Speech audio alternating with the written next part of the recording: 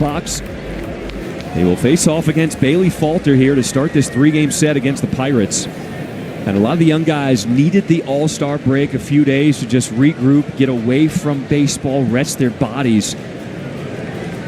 And Chase Mydroff, one of those guys, needed that time away. First pitch on the way. And the fastball misses down, ball one. I think one of the keys for the White Sox, the Pirates have had a really tough time scoring runs. If you can get ahead of the Pirates, they're a team that has a tough time playing catch-up.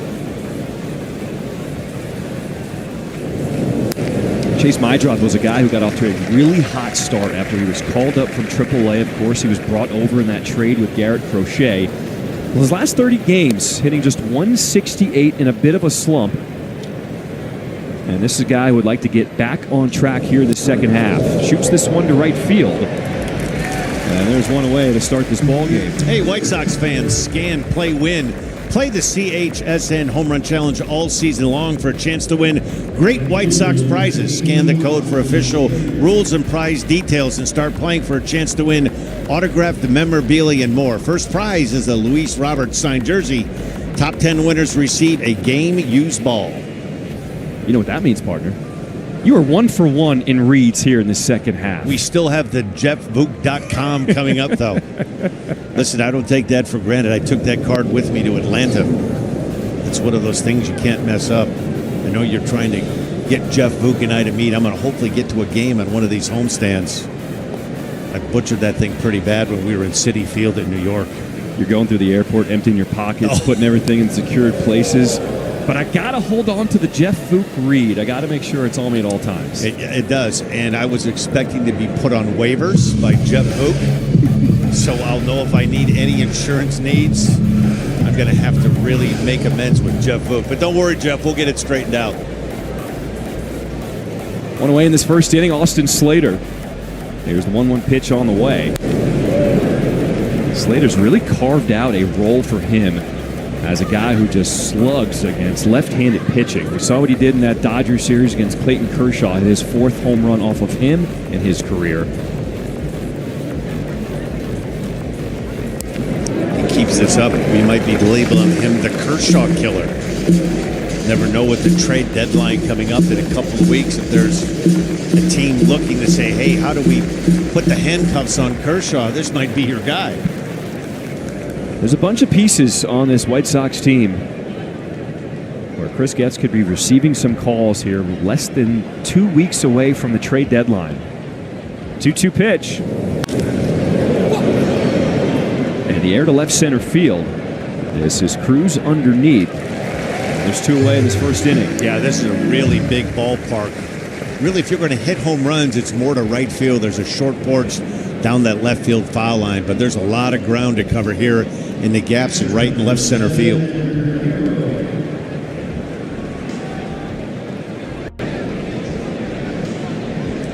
There's a look at that outfield. Very expansive outfield. Cruz went from playing shortstop. He made the move out to center field.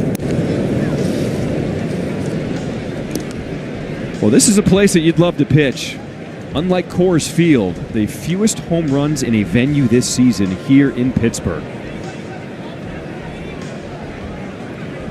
It's funny, we were in Colorado and you talked about how you have flashbacks, nightmares. You walk into a place like this, all of a sudden, puff out your chest a little more. Man, I got to tell you that when we did those 3 games in Colorado, the first game wasn't too bad, but game 2, the ball seemed like it was flying out of that place.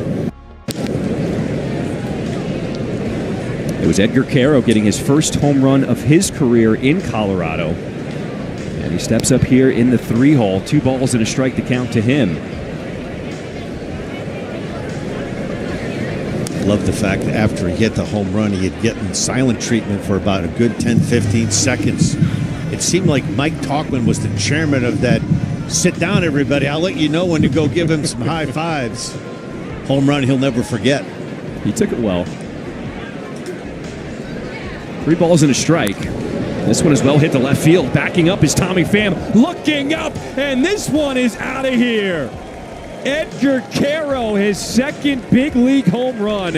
And he gets the Sox on the board. A 1-0 lead here in this first. Well, he's crossed off 2 boxes. His first home run was from the left side in Coors Field.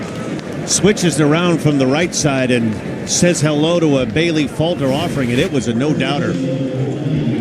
Tried to get that fastball on the inner third, and he beats him to the spot. Look at that nice, short, compact swing. Stays on balance, and this was a no-doubter. A bullet to left field. That was almost the reverse jinx right there. Talked about how not many balls fly out here, and then right on cue, Edgar Caro, his second big league home run. This is a really good matchup, I think, for Vargas. Falter likes to pitch right-handers with that fastball, run the ball in. We've seen from Vargas, he likes that ball coming into him. It is time for our live lines presented by Circus Sportsbook. And check out the odds for White Sox home run hitters. Well, if you could flash it back and put Caro on that list, you could make a lot of money. How about Miguel Vargas in play here at plus 650? I think of all the White Sox righty, the pitch mix package that Falter features plays right into the hands of Vargas. He likes that fastball in the inner third. We talked about in April how he changed that bat path, that bat from being more straight up and down to a more level. And it's really changed his entire game. 2 balls and a strike here to Vargas. It's this one hard, but foul.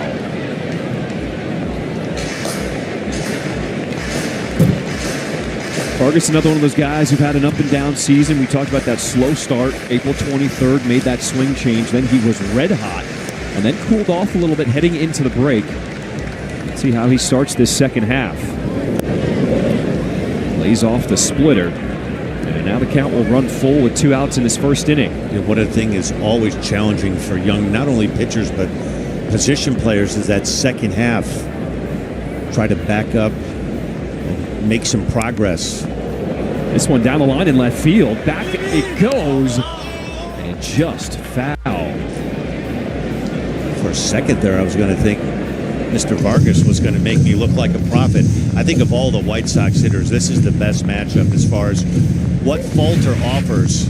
He likes to try to get the ball in on righties, and this one, maybe about 4 or 5 feet foul. I thought it was cool when we were in Los Angeles. Vargas received his World Series ring, beaming from ear to ear. We're going to have to ask him where he has that thing, right? He was walking around sporting it. 3-2, curveball misses, ball 4. We'll have to ask him about the ring. We will also have to ask him about the new hairstyle. You can't see it under his lid, but he's got the cornrows rocking. Maybe a different second half look here for Vargas. Trying to shake things up a little bit, get some second half mojo.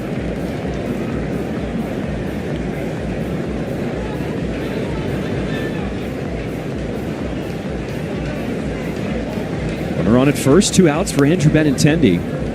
You know, we've talked a lot about Louis Robert Jr. and Adrian Hauser as far as being potential suitors at the trade deadline. I think if you're at the club looking for a professional hitter from the left side, Andrew Benintendi would be a welcomed addition, particularly on a good ball club where you can hit him down in the bottom part of the order. He's been a part of some championship teams before. He's had a really good career. He's come back off the IL, swung the bat much better the last couple of weeks. Had a run where he felt like he was just kind of popping everything up, really just getting underneath everything. But the last few games before the break, said he felt like he was squaring things up again, starting to see the ball a little better.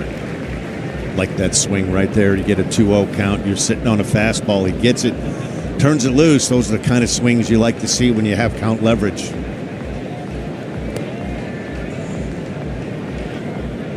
Vargas on at first with 2 down. Benintendi will foul that one away. Had a lot of people asking me during the 3 days in Atlanta about Adrian Hauser. I think the word's out not only around the Chicago area, about how much of a factor he's put himself in being at the trade deadline. Get a chance to see him tomorrow night. This one hit to the gap in right center field, and it's going to get down. Vargas, he is going to be waved in. The throw to the plate, not in time, and the Sox take a 2-0 lead. Andrew Benintendi with an RBI double here in the first. When it left the bat, I thought we were going to have ourselves a 2-run Benny bomb. But this outfield is so expansive in the gaps in right and left center field. Falter tries to challenge him with another four-seam fastball. And this one splits the gap. You see how much room there is. O'Neill playing in straightaway center field. You couldn't have put this one in a better spot. And with 2 outs, Vargas was on the run, and he makes it in easily. So Luis Robert Jr. with a runner in scoring position. He will take that fastball, strike one. This man has seen his name in a lot of headlines over the last few weeks with the trade deadline looming. A lot of teams interested in his services. We know what he can do in center field. We know what he can do on the base paths. But he's been trying to work on what he is doing at the plate to try to get back on track. Not much he could do with that last pitch right there from Falter, 94 on the corner outside. Now you just have to fight and survive 0-2, try to put something in play with Benintendi in scoring position. This one driven the other way down the line in right field. Out of play. White Sox really feel like Robert Jr. is at his best when he's doing things like that, trying to take it the other way, not trying to do too much and pull his body off of those pitches on the outer third of the plate. Well, what he brings, John, just the physical attributes. He's a big, strong guy. He can run. He can steal bases. He plays a good outfield. Just have to start seeing a little bit more consistent contact. Takes this one back up the middle, and it's going to fall in front of Cruz. Benintendi coming home, and he will score. Sox put up a 3 spot here in this first inning thanks to the RBI single from Luis Robert Jr. And a terrific bat, too, from Luis right there. You're battling with 2 strikes. You're trying to cut the swing down. We talked to Will Venable before the game, just saying, hey, we need these guys to start try to eliminate the wild swinging. You're in fight mode with 2 strikes. Does a good job covering an outside fastball. Put the ball in play with a runner in scoring position, and good things can happen.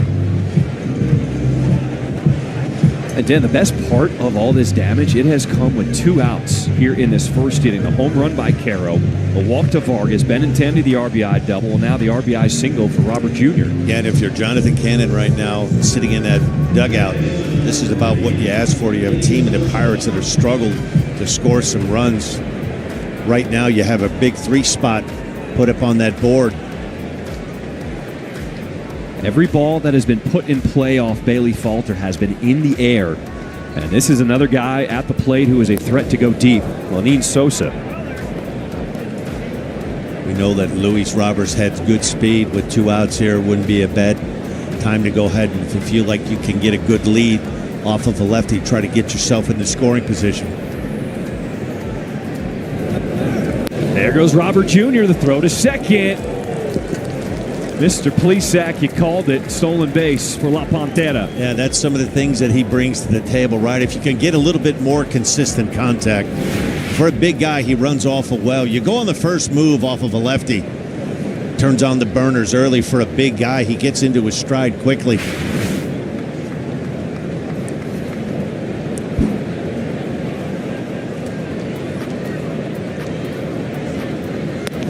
Up and in to Lenin Sosa. 3-0 the count. We know how big and strong he is. 3 home runs in his last 8 games. If you're wondering, are they turning him loose? The answer is yes. Get a pitch that you can hit with 3 runs on the board. Not his pitch on the inside corner, called strike 1.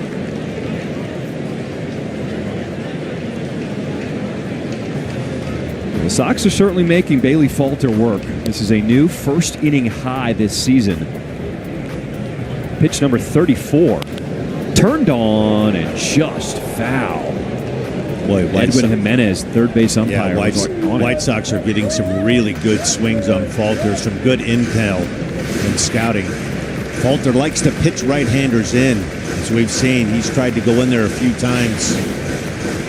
The White Sox have made him pay. They try to take that advantage away. That's where he likes to pitch lefties.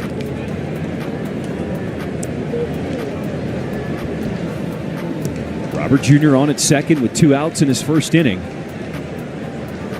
Here's the payoff to Sosa. Lifts it high in the air to right field. It is Reynolds underneath. And that'll do it as the Sox put up 3 runs.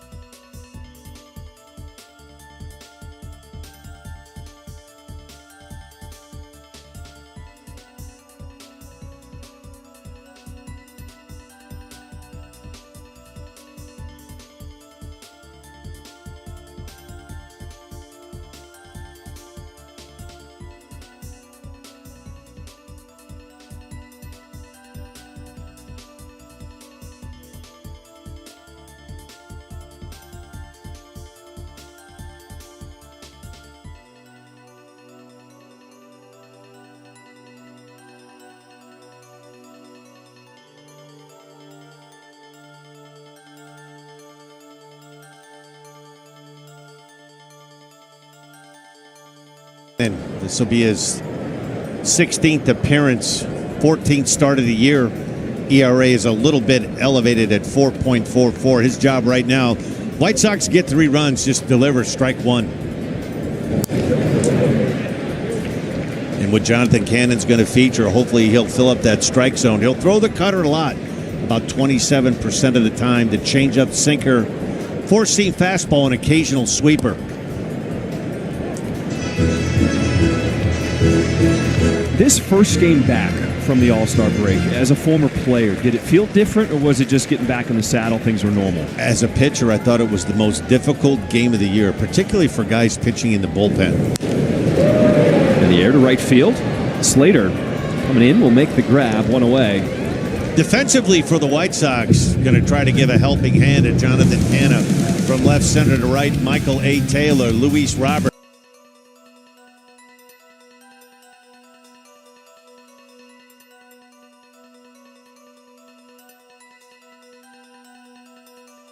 Creatures of habit, and when you get used to throwing a ball every day, your livelihood is attached to that white ball. And when you take a couple of days away, I always felt like the first game after the break, in a perfect world pitching out of the bullpen, I would have liked to not pitch in the game, throw a good bullpen, reacclimate yourself to the mound, reacclimate yourself, your mechanics, and get yourself all in line. It's a tough thing to do. You go home for a couple of days. It's not like your next door neighbor. You can say, hey, throw on a glove, let's go have a catch. I mean, you can do it, but you're always afraid to throw the ball too hard that you might hit him, you might hurt him. You're throwing too hard, you hit a guy in a squash. So if you're going to play catch, it's a reserved playing catch. On the ground, Colson Montgomery to start at third base, making it look easy. And there's 2 away here.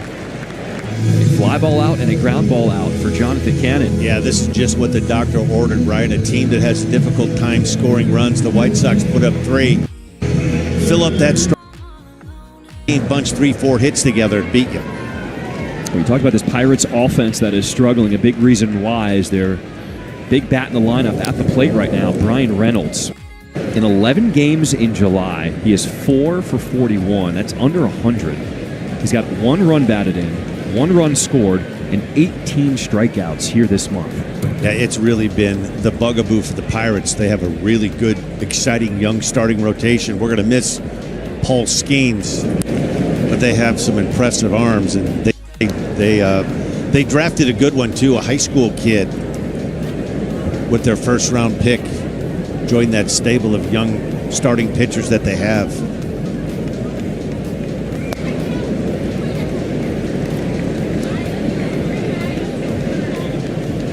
Here's a look at Paul Skeens.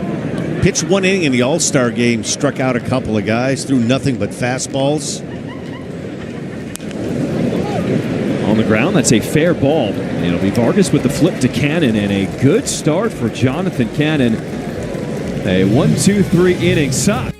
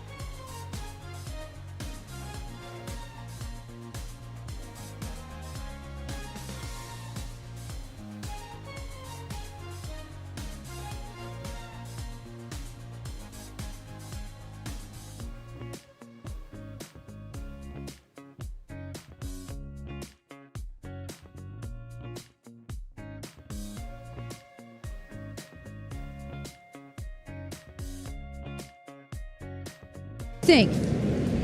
Haven't seen it, but I have a question for you, Brooke. Any chance you're going to be in one of those uniforms in the pierogi race later on? I could be. You'll have to tune in later and find out.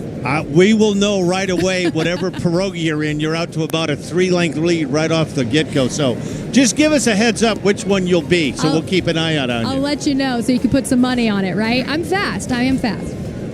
Pierogi race. I'm looking forward to this weekend. It's Yinzer weekend here in the Berg. You got to explain what Yinzer means. Okay, Yinzer is the lingo here, the accent, right? I get torn apart at MLB Network having that Chicago Midwest accent. Well, the Yinzer is like, they don't say, what are you guys doing? They said, what are Yins doing? Where are Yins going? So it's the whole Yinzer thing. So it's the Yinzer weekend. Okay. So if you ask somebody for directions, and you can't, where Yin's going? Where Yin's going? Right. Okay. So now you've got the lingo down. You want to catch an Uber? Where Yin's going? Where Yin's going? I had trouble with it. I played for the Pirates for 2 years. I was here. A place that I was renting, I was trying to find a grocery store. And the guy next door to me said, "Yeah, go to John Eggle." And I'm like, "Okay." I'm looking. I can't find what's John Eggle. Finally, I went back. I knocked on his door again. I said, "I can't find John Eggle." He goes, "Oh, you can't?" I said, "How do you spell it?" And he said Giant. It was Giant Eagle, but it's pronounced John Eggle. So I'm looking through the phone book like, what the hell is John Eggle? I can't find John Eggle. It was Giant Eagle. Colson Montgomery goes down looking there. This half inning is brought to you by Toyota. So one out here to start the second inning. Sox with a 3-0 lead. And Michael A. Taylor will step in, the veteran here, batting in the 9-hole. Giant Eagle. Giant Eagle. That's not even close. No, but in these parts, it's John Eggle. So I was lost for a couple of days. Didn't have any food to eat because I couldn't find the Giant Eagle. I was looking for John Eggle. All right, so if I ask anybody where I need to go, I'm just going to pull out my phone and be like, is this the place? Yes. Is this what you're talking about? And just if you value your life, do not say anything harsh about the Steelers here either. Oh, I know better than that. Oh. I know better than that. That black and gold goes a long way in this city.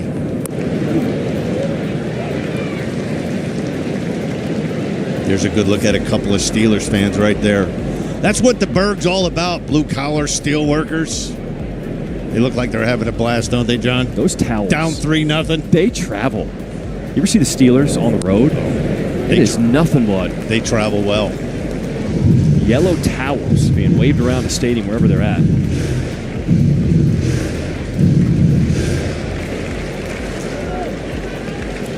Michael A. Taylor will use his time behind in this count, 1-2.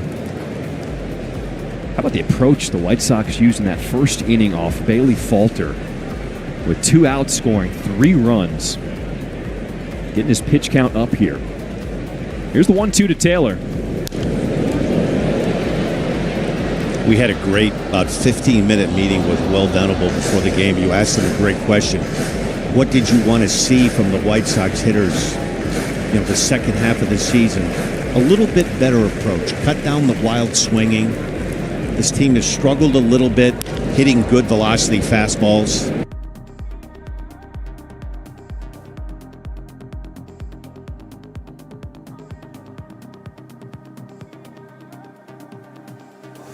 Starting to, you want to develop, but you also want to win at the same time. And that's the key.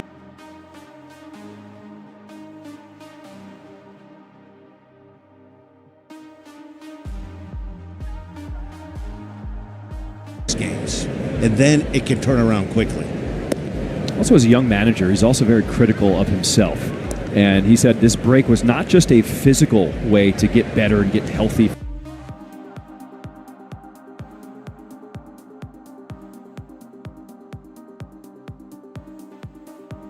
Really help these players out. And he said we have to maybe improve our messaging in terms of just our approach versus fastballs. A game like tonight, we're going to see a ton of fastballs against a guy like Falter, so we have to know how to have different types of swings in each type of at bat. Kind of like when you're golfing. You have a different club for each type of a shot you need to make on the course.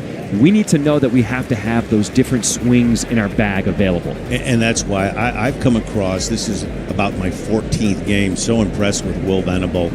His connection to young players, he gets it. He gets that, hey, it's about developing, but it's also that the White Sox have to start winning some of these games. And that's the fine line you have when you're managing a young team, that you have so many young players across the board. You run them out there. There's going to be some failure. You hope that the players learn from the failure, but they don't keep repeating the same mistakes over and over again. You want to see a better approach. And they hit the ball to the right side with a run at second base with left and 2 outs.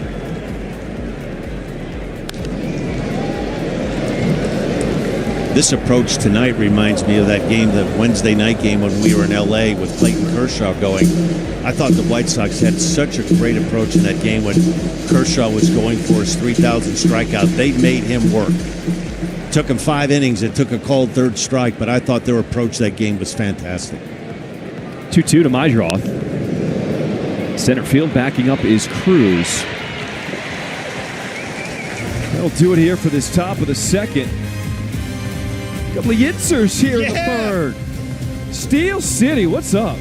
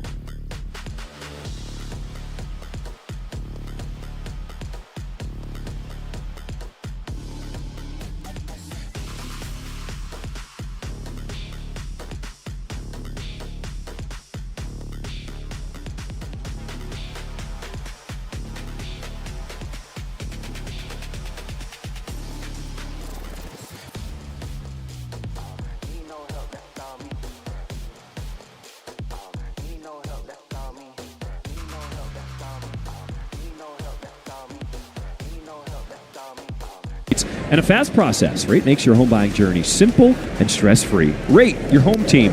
Get in the game at rate.com. Well, Jonathan Cannon only needed 10 pitches to set the Pirates down in order in that first inning. You will see Nick Gonzalez, Cruz, and Bart here in this second. So we talked about offensively the approach the White Sox need to show in the second half of the season. And the other thing Will Venable talked about was want to make sure his pitchers put an emphasis on throwing strikes. Sounds very simple, but he said the more walks you have, that's where the big blow-up innings happen. That's where all the damage happens. And against a team like the Pirates, who offensively are in a little rut, you can be a little more aggressive and go at guys like this. Yeah, and particularly in a ballpark like this. This is a very pitcher-friendly ballpark. We've seen a couple of fly balls that look well hit, that just die in the gaps in right and left center field. This is really a perfect team for the White Sox to match up against coming out of the break. You couldn't ask for a better start. You get 3 runs in the top of the first inning. Hopefully that allows Jonathan Cannon to settle down and pound that strike zone. Nibbled with that fastball, wanted to get the call, but a little outside. And the count runs full here to Gonzalez. Pretty good pitch here on 2-2. Maybe a ball outside that outside corner. Pitcher's pitch. On the ground is my drop at short. Well, Venable said it's important to make sure that my drop continues to get reps at shortstop. We know he's very comfortable at second base, but he's one of those guys where we think his future is anywhere potentially up the middle. I think the more and more you watch Chase play, he's just a baseball player. You look at his body type. He doesn't profile as a shortstop at the big league level, but he has just enough. He has just enough arm strength. He's a very smart player. He positions himself well. And when you're playing in the middle of the diamond like he does, if you're looking right in at the signals like we're looking at right now, you can position yourself from pitch to pitch. O'Neill Cruz with the first hit of the ball game for the Pirates. A single up the middle with one out here in the second. He just hits this one right back up the box. Might have deflected off of Jonathan Cannon's glove. One of the few Pirates that can run. You might want to pay attention to him over at first base. A lot like Luis Robert, big kind of rangy guy, but he can run. Comes into the night tied for second in Major League Baseball with 29 stolen bases on the season. Tied for second with Jose Ramirez of the Guardians, and it is Jose Caballero with 31 for the Rays.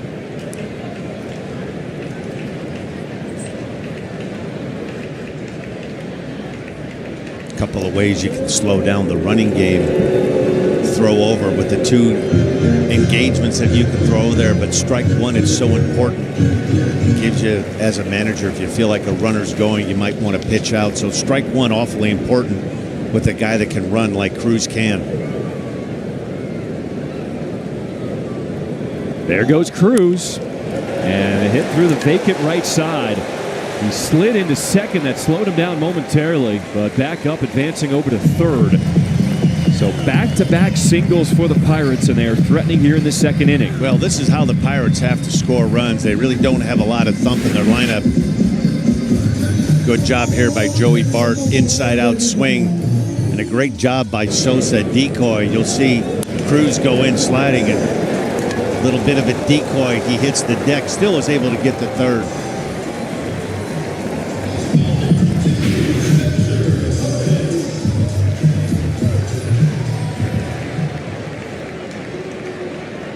Bring up the first baseman, Spencer Horwitz. Third season here in Big League Baseball for the 27-year-old. He was part of that 3-team trade in the offseason that sent Andre Jimenez from the Guardians. He was dealt from the Blue Jays. And you see what he's done this season so far in 46 games.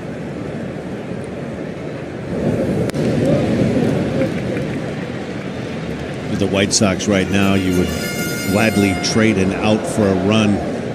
You just want to stay away from that crooked inning where the Pirates scored 2 or 3 runs. Ground ball double play would be ideal. Jonathan Cannon has been hitting his spots right on the black there, and is out ahead the count here, 1-2. Yeah, last pitch. This is a really good fastball. You see Carroll wanting that ball in the outer third, and he dots that glove.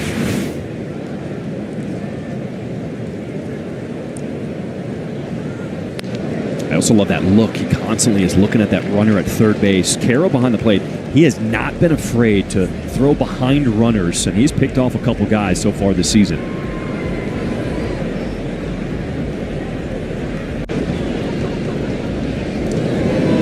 Checking on Bart over at first. It's where you really want to make sure with your middle infield what you're going to do with good speed with Cruz on third. They might try to send the runner, try to pick up a cheap run, steal a run.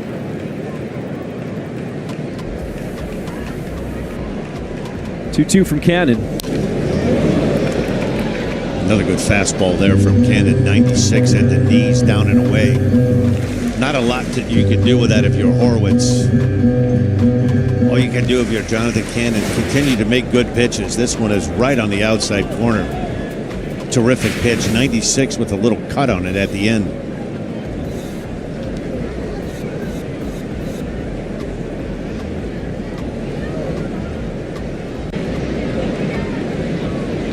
Two again, and another pitch is fouled away. Fourth start for Jonathan Cannon since coming off the injured list with that lower back tightness. And when we asked Will Venable about it before the game, he said he's fully healthy. We're not having him on any kind of a pitch limit, even though he is one of the young arms. We are content with him going the full amount of pitches, hit the rest of his starts throughout this season. Really good at bat from Horwitz. Jonathan Cannon throwing him everything but the kitchen sink, and this is where you really have to bear down as a pitcher.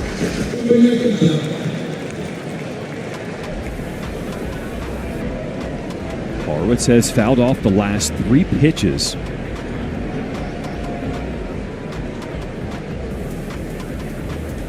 Two.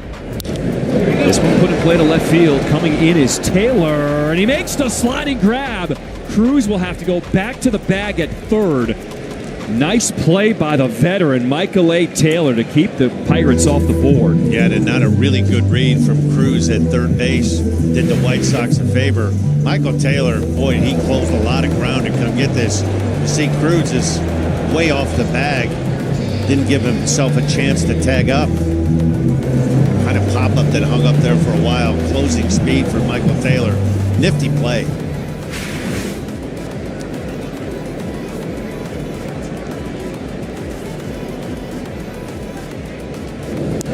Brooke, what do you got?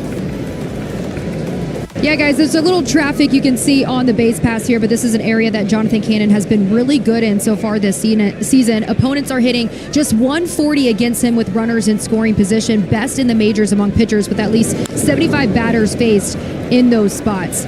Looks like he's going to get out of this jam. First and third, no problem for Jonathan Cannon as the Sox 3-0 lead after 2.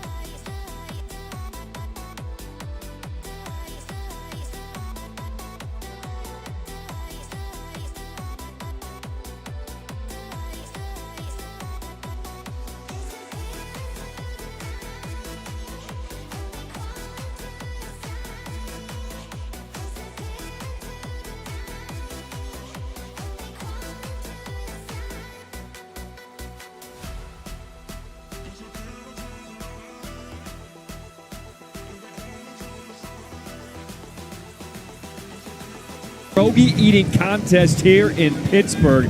My man on the left, he was just shoveling them down. Finished with 24 pierogies down, and he is the winner of the pierogi eating contest. How many could you put down? I'm not a big pierogi fan. I started watching this. It reminded me of Joey Chestnut's, that hot dog eating contest over on Coney Island. I can't even watch that. When he starts scarfing down all those hot dogs, I'm like, I'm out, man. And it's hot dogs and buns. Oh, yeah. I'm like, I'm out. Well, I don't know what in the world would possess you to see if you could eat 71 hot dogs, right? The money? Yeah, I guess, fame, right? The mustard belt. Now I got to wonder what kind of flavor we're talking. Are these just like cheese pierogies? That sauerkraut, mushroom? What are we talking the here? cheese pierogi seems to be the big one here in the Berg. I've never been a pierogi fan. I'm more the... That is a party foul. That kind of hurts my soul. I grew up on pierogies. Did you really? Yeah. Growing up in Greenpoint, Brooklyn, come on now. I'll tell you what, though, you get me at Rate Field and get me one of those Italian sausages, I'm going to belly up to that bar there. You'll see me destroy some Italian sausage at the Rate. 3-0 the count here to Slater as we start this third inning. Pitch count is already over 50 for Bailey Falter. 35 in the first inning. He threw 17 pitches in the second. As Slater just turns on this pitch and delivers it into left field. A single to start this third inning. Yeah, another good at bat. White Sox, great approach. Go back to the home run in the first inning by Caro from the right side. He hit his first home run at Coors Field from the left side. A no-doubter. 107.4 miles an hour. 391 feet.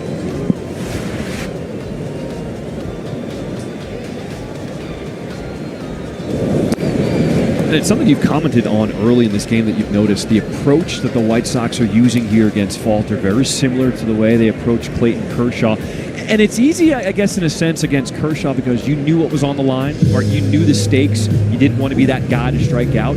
But the key for the White Sox, how do you keep that approach when you don't have something as dramatic on the line like that? It makes it easier against guys like Kershaw and Falter because they're not 98, 99. What gets you into that wild swinging is having to chase the velocity. And there's so much velo in the game today. There's so many guys that throw 96 to 100 miles an hour. You've got to get the bat started to be able to time that and get your foot down, get yourself in a position to hit it. Then you make yourself a little bit more vulnerable if a guy can command an off-speed pitch. I mean, in a perfect world, it'd be great to have, like what Paul Skeens features, a package of pitches that are 100, but then he can spin it also. Then you find yourself being caught in between. You need to get ready for the fastball, but then you're vulnerable to some off-speed and some breaking pitches. So it's easier against guys that are low 90s than it is guys that are throwing high to upper 90s.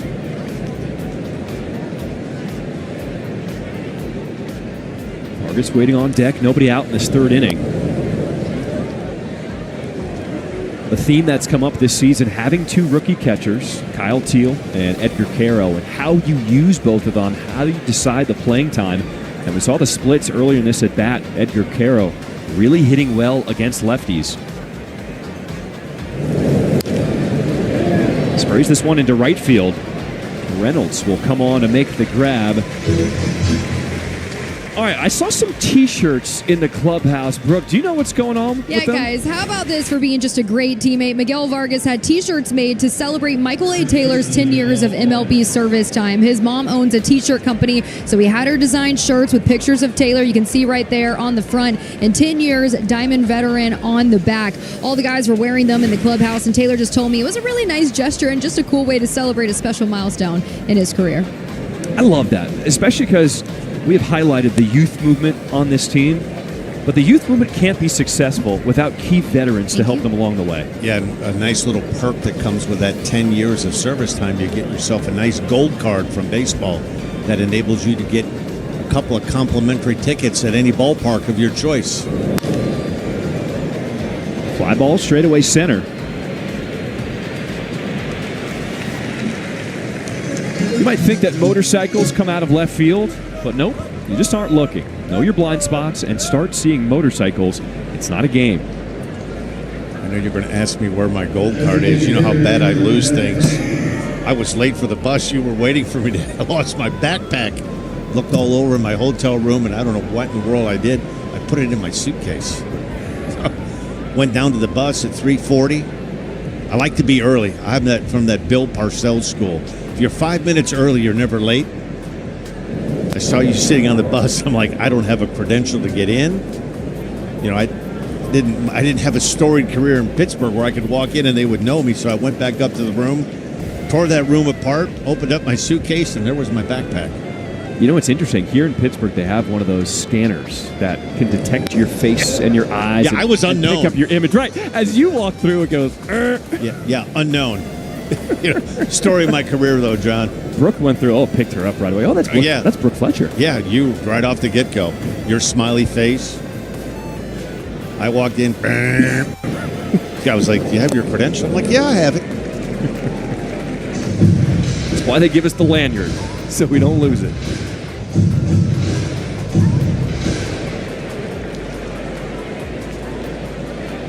Andrew Benintendi with an RBI double in his first at bat in the first and came around to score.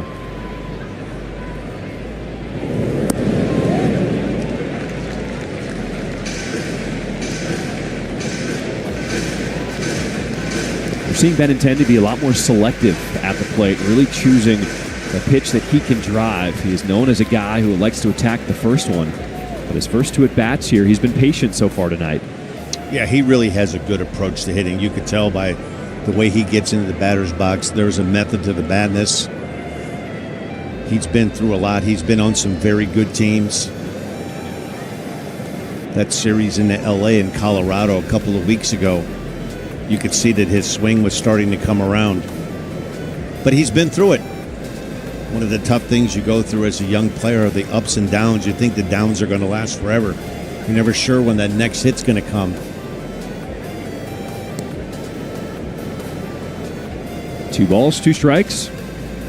And a swing and a miss on the slider to end this top of the third inning.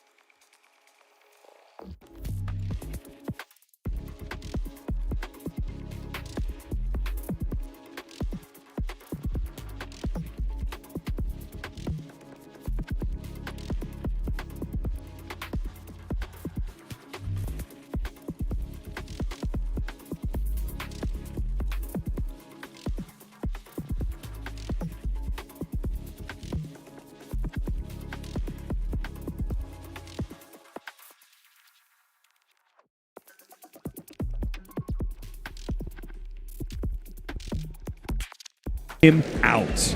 I was fortunate to get into that game with 2 outs and nobody on. Willie McGee hit a ground ball to Don Mattingly, who never boots a play ever, right? So I was told before the game that Dennis Eckersley was going to close, and my guy was Darryl Strawberry. So I sat around for 8 innings wouldn't you know, Don Mattingly made that error, and Strawberry's number came up, and I came in. What is it like? I mean, we talked to Shane Smith, the honor to be able to be amongst the best in the game, to be on the mound of an all-star game. What does it feel like? It's a surreal feeling. My first all-star game in '87 in Oakland, to walk into a clubhouse and see, at that time, Roger Clemens, Wade Boggs, Don Mattingly, Kirby Puckett, Cal Ripken. And at first you walk in and you go, what in the world am I doing here? My locker was next to Dave Righetti's, left-handed reliever of the Yankees. And it comes and goes so fast. Robert Jr. trying to chase this down. Oh, he got there. La Pantera with the closing speed. What a catch in center field to Rob Kiner-Falefa. About a two-strike base hit in the first inning to drive in a run, and it doesn't get any better than this. Talk about closing ground. Look at the ground that he covers. This ball is destined right to that bullpen area. Ooh. And that is full extension for tonight's slide of the game, presented by Wisconsin Dells and Jonathan Cannon loving it. You can't tell me he's not one of the best center fielders in the game right now. The physical tools are there. It's just going to be a matter if he could start making a little bit more consistent contact. And he's had flashes of being a terrific player. And you can see why there would be interest at the trade deadline, because the skills that he possesses you can't teach. He has speed, he has power. Defensively, he doesn't profile as a guy as big as he is that can cover the kind of ground that he does, but the package of physical tools is there. I mean, you're talking about having to go a long way for a ball. He's playing straight up center field, and this is full extension. This isn't like planning a dive to make a good catch to make it look good.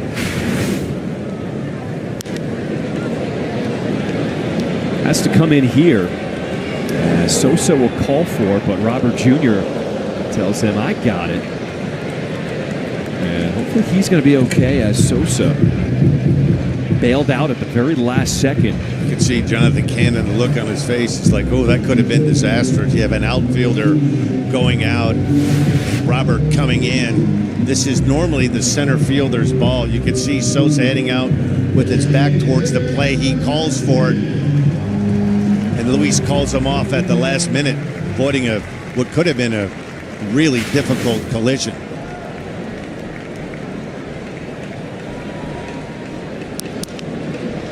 So 2 outs now in this third inning.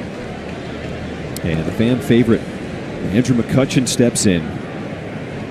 When they announced starting lineups pregame, he got the loudest round of applause. 38 years old, his 17th season in Major League Baseball, and just one of the great people in this game, one of the nicest guys you will meet. Yeah, former National League MVP, third all-time on the Pirates home run list. Willie Stargell at number 1, Ralph Kiner 2, Andrew McCutchen number 3. 243 home runs in a Pirate uniform.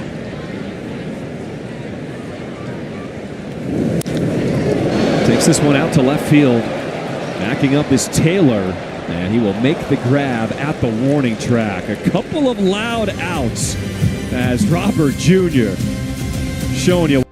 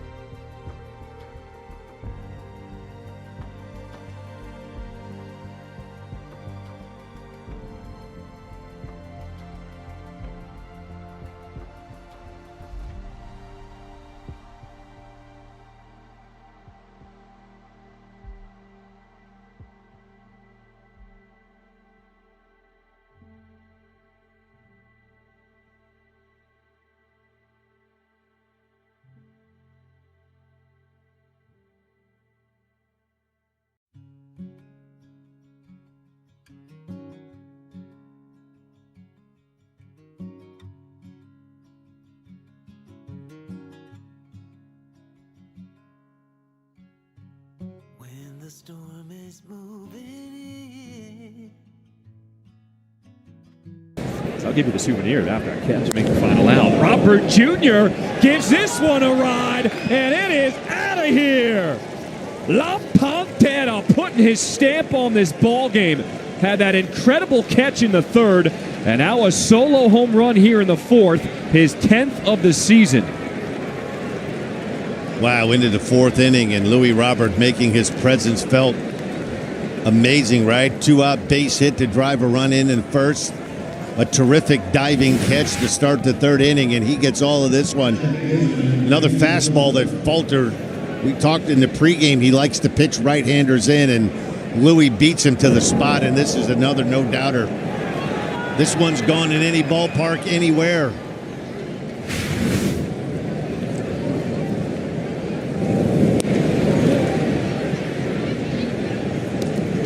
Well, we told you Will Venable wanted a little firmer message to his hitters to be ready for the fastball, cut down on your swing. And we've seen some good approaches so far here in this opener, this 3-game set against the Pirates. Yeah, you're always a little anxious coming out of the All-Star break, how your players are going to, after having a couple of days off, it may take them in a bat or two, or pitchers an inning or two to kind of get their legs back underneath them. On the line to left field, it is caught by Tommy Pham. This half inning is brought to you by the Illinois Lottery.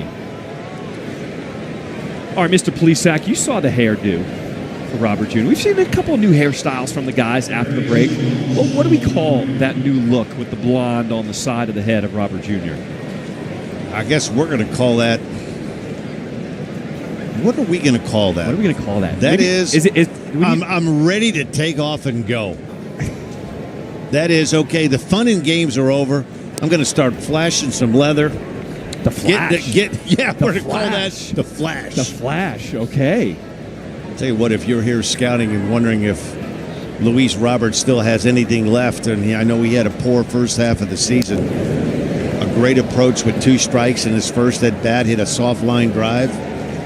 Terrific catch to lead off the third inning that could have been trouble for Jonathan Kent, and then absolutely barreled one up.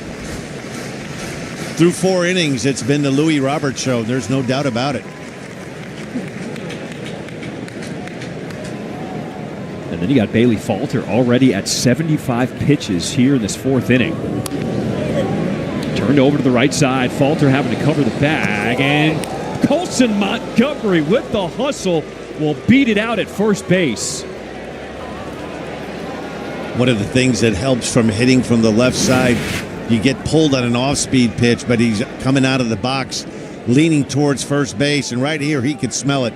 He just has to get to the bag before Falter does, and he beats him by about a half a step. It's amazing what your body will do when you're smelling a base hit. Clearly safe. John Tumpane at first was all over that one. As Falter, you could tell him he was chopping down his steps, trying to find the bag. And Montgomery digging out a single. That could be a tough play for a left-handed pitcher because most lefties, they'll fall off towards the third base side, so you've got to catch yourself and redirect. Braxton Ashcroft, some early activity in that Buccos bullpen.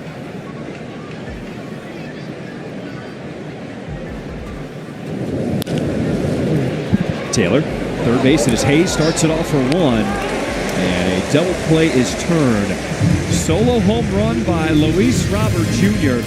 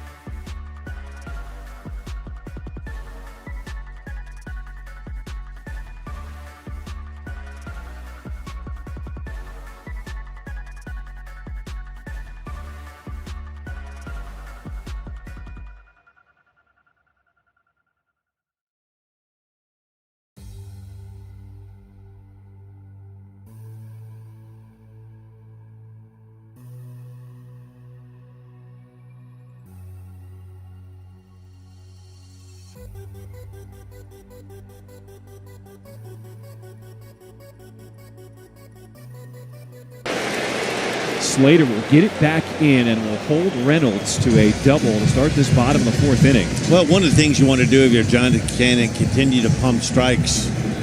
You certainly don't mind giving up base hits. It's the walks now with a 4-run lead. He challenges Reynolds with a little cutter on the inside half of the plate, 88 miles an hour. And he just beats him to the spot, gets the barrel to it. Kind of looped it over Vargas's head down in that corner in right field.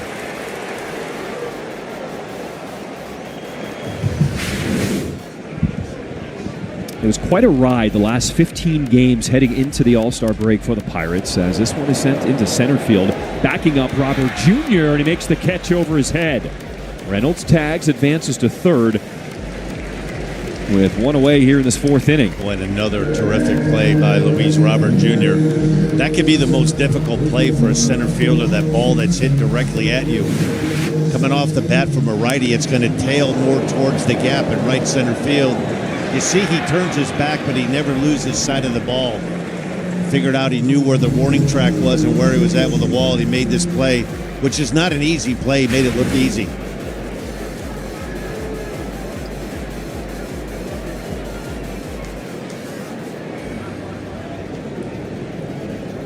O'Neill Cruz on the ground, and he will drive in the first run of the game for the Pirates. An RBI single here in this fourth inning, making it a 4-1 ball game. Yeah, the average is down for Cruz coming into play tonight. He was hitting .212. 2 base hits, 2 for 2 on the night. Another first pitch. Fastball that was supposed to be on the outer third and leaked back over. Even though Sosa was playing deep infield back, wasn't able to cut it off.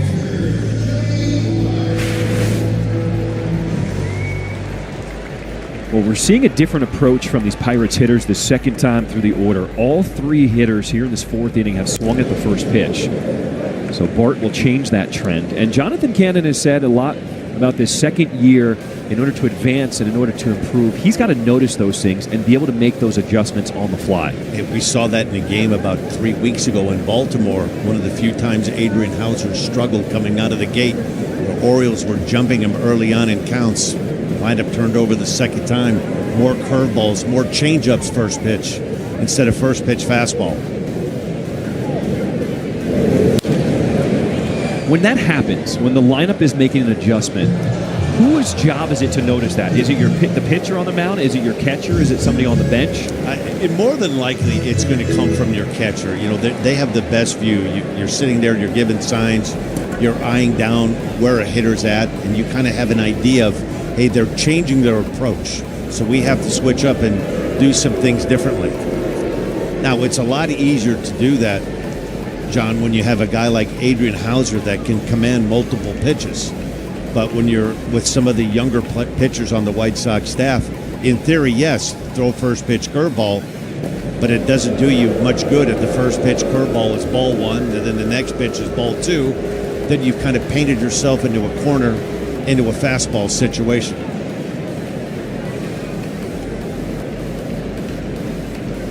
It's already 2 throws over to first base for O'Neill Cruz, and he is off with this pitch. Throw down by Caro, and it's safe.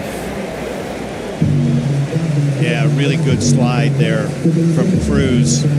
He could kind of sense when Sosa was coming to get the ball that he had to slide more towards the outfield side, the center field side of second base. You can see he's off to the races. This throw takes him into that lane, but he does a good job of reading where he thinks the throw and the tag are going to be. That was close.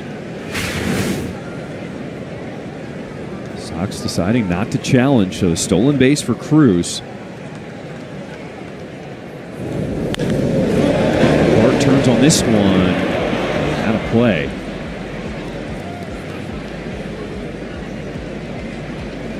Head to the ballpark next Friday, June 25th, as the White Sox take on the Cubs at 6:40. Be sure to stay after the game for a post-game fireworks show presented by Rate.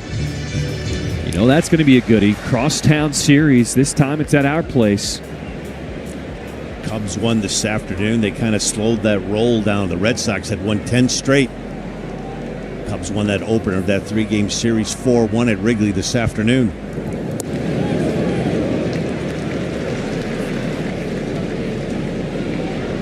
It seemed like the Pirate hitters this inning are really looking for that ball in, for that sinker. I think if Jonathan Cannon was a good try there with that sweeper down and away, maybe double up, come back with that one more time.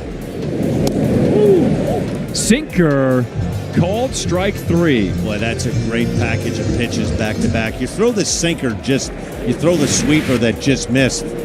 So if you're Bart, you're thinking, okay, I'm not going to chase that ball away.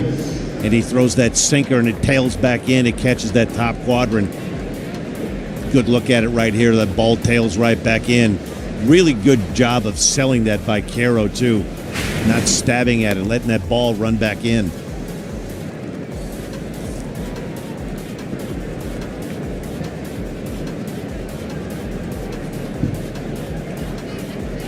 The leadoff double to Reynolds has come around to score here in this fourth, but Cannon trying to limit the damage. It's the ground ball to the right side, covering the bag, and that'll end the threat here in this fourth inning. Sox with a 3.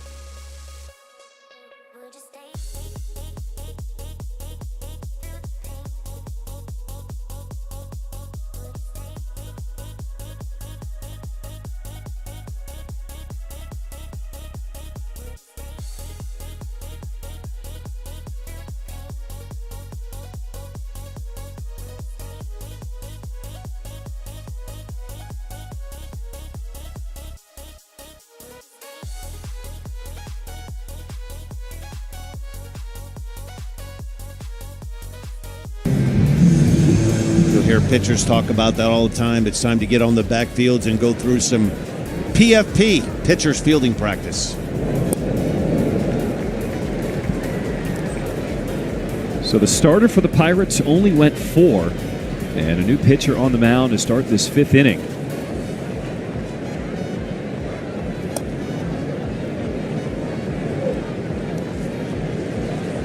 Braxton Ashcroft, this will be his 12th game. 22 innings, good ERA, 2.05. Like a lot of guys coming out of the bullpen, a guy has a big arm. He'll get it up there 95 to 98. A hard slider to go along with it. It's almost a cutter. It's hard to say that anything 95 is a slider. More of a cut fastball, but he has a good one.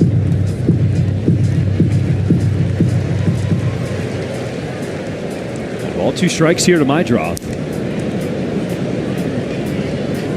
This is that change in velocity that you were talking about early in the ballgame. When you have a guy in the starter like Falter is throwing 91, 93, you have time to adjust. Now you got a guy humping it in there at 98. And a great job. I mean, this at bat here is what Chase Mydroff is all about. You get behind in the count, and now you're just fighting and hoping to fight to see another pitch. Such good bat-to-ball skills. He makes you work. Very rarely 3 pitch at bats.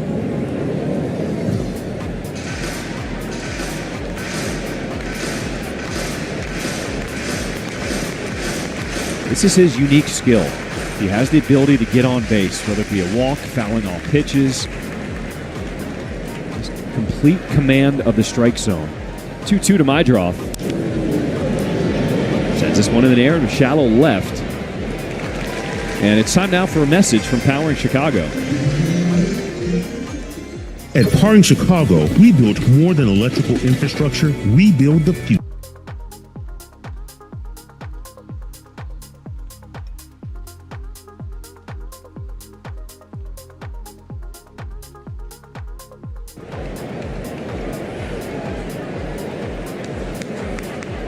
Austin Slater, 1 for 2, singled his last time up in the third inning.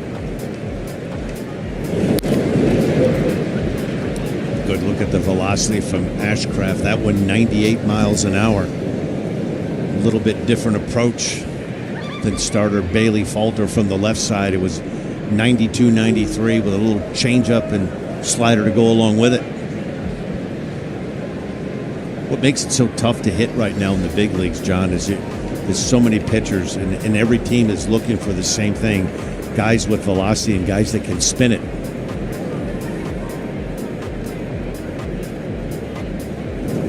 But I think in that same breath that's what makes Adrian Hauser so appealing for potential teams at the trade deadline. You can have guys that can spin it and chase velocity, but the game is filled with so many pitchers that are 4 or 5 inning pitchers.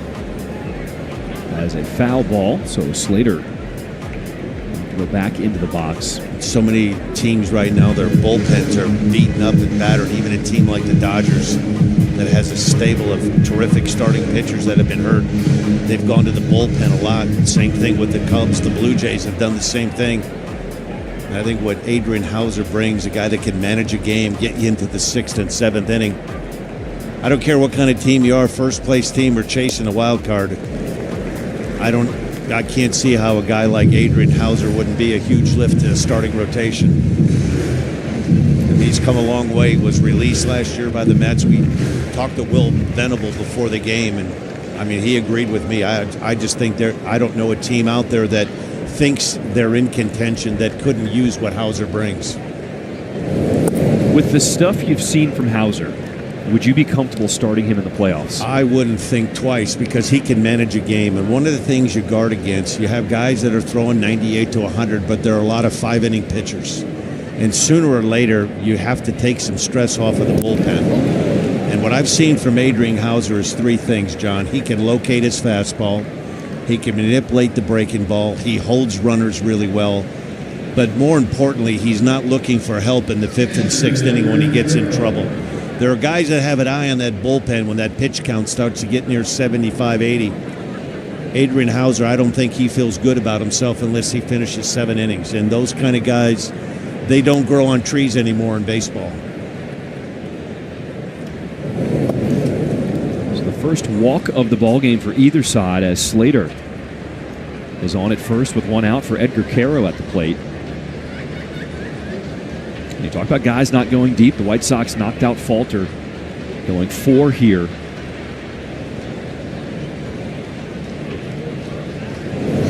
And just a really nice job when they knew they had him on the ropes in that first inning, making him throw 35 pitches, touching him for 3 innings in that first. Well, it was a great approach. Listen, he likes to pound the ball in on righties. And I thought that Mydroff, Caro, and Vargas in particular knew what his strength was. You can add Louis Robert Jr. to that too. When he tried to come in with that 4-seam fastball in the inner third, not only were some of the balls hit hard, but there were some bullets that were hit foul over the third baseline that the intel and the scouting report was dead on. And it's one thing to have a game plan, but it's another thing to execute it while the game's going on. Caro capitalized. He had a solo home run in the first inning, but that was from the right side of the plate. This is his first at bat from the left side. He's ahead in the count here, 3 balls and a strike. And a slider misses. Back-to-back walks here in this 5th. Sox fans, bring your family to the ballpark with a family pack presented by ExxonMobil, starting at just $19. Each family member gets 1 ticket, a hot dog, a drink, a bag of chips, and a cookie, plus a souvenir 125th anniversary water bottle, including includes all fees. For tickets, visit whitesox.com/family. You know, to your point, John, you bring in a guy like Ashcraft that he's a completely different pitcher than we saw from Falter, but the White Sox game plan has stayed in order. That was a terrific at-bat by Quiero, especially with younger hitters, 3 and 2. They get in that swing mode. That pitch wasn't that bad. Maybe a couple of balls off the plate, an easy pitch to go ahead and swing at. I think the more that the White Sox can string together an approach like this, the more it starts to become part of your game plan. I thought when you go back and you look at all those great Yankee teams, those Joe Torre teams, they did so many of the little things well. They hit behind runners, they put the ball in play, but they played like that from April till October, so it wasn't like it was a change of game when it came to October. On the ground to third, this could be 2. And a double play turn to end this top of the 5th inning.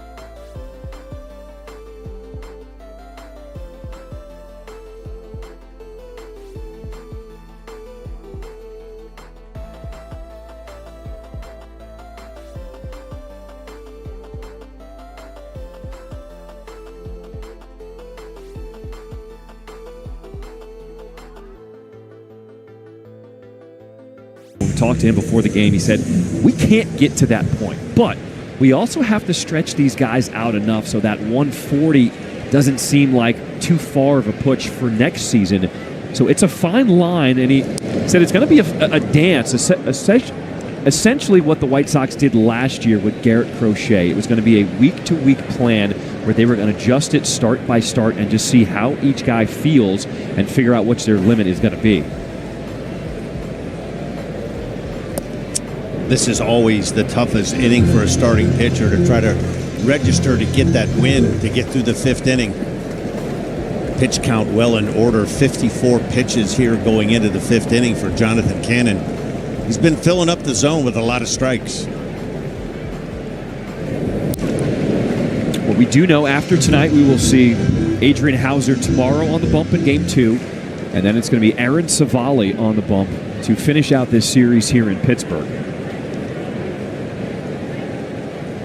1-2 pitch here from Cannon.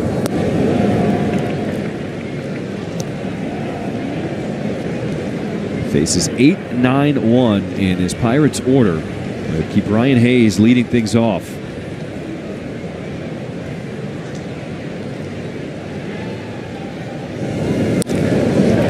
Flashed up the middle, backhanded it by Sosa, and there's one away. Follow our Chicago White Sox on the Chicago Sportsnet Network, presented by Nationwide Insurance Agent Jeff Vukovich. Get to knowing the Vuk as much as you do the jingle at jeffvuk.com. Nationwide is on your side. You get the slow clap. You get the slow clap. I'm going to have to check the Pittsburgh Post-Gazette in the morning, see if I made second-team All-American reads yet. I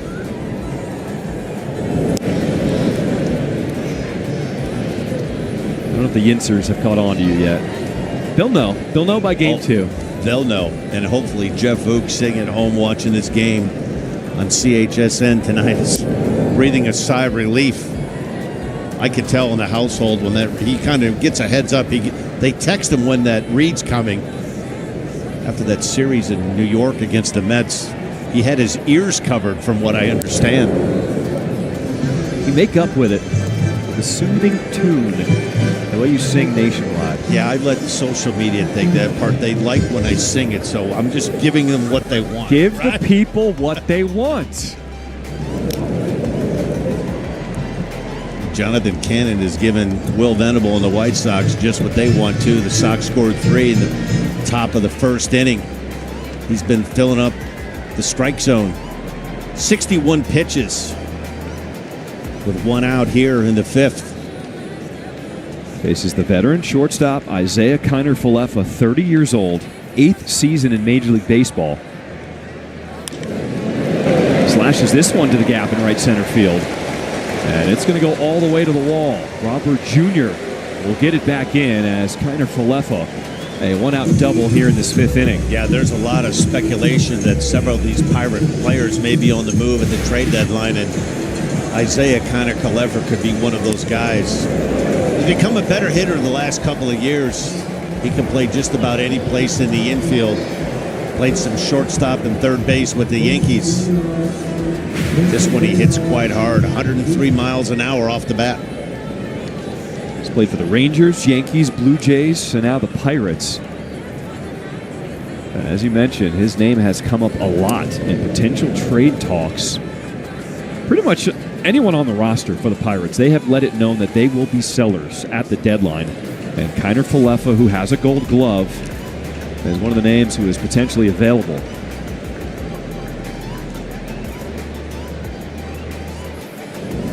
As is this guy, Tommy Pham. I'm not sure when he leaves spring training. He knows he's probably not going to end up with the team that he starts with. He's a good player on a good team. Gives you a tough at bat, kind of a no-nonsense player.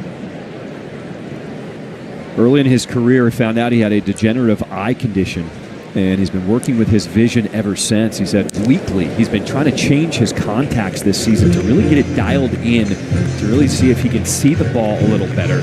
After the game finished on June 19th, he was hitting under 200. Changed the prescription, and then ever since then, he found the contacts that worked. Coming into the night, he was hitting 415. Carroll gets the worst of that one. Ouch. Quickest way to the big leagues is to put that gear on, but it's a painful occupation. Catches that one right off the left thigh area.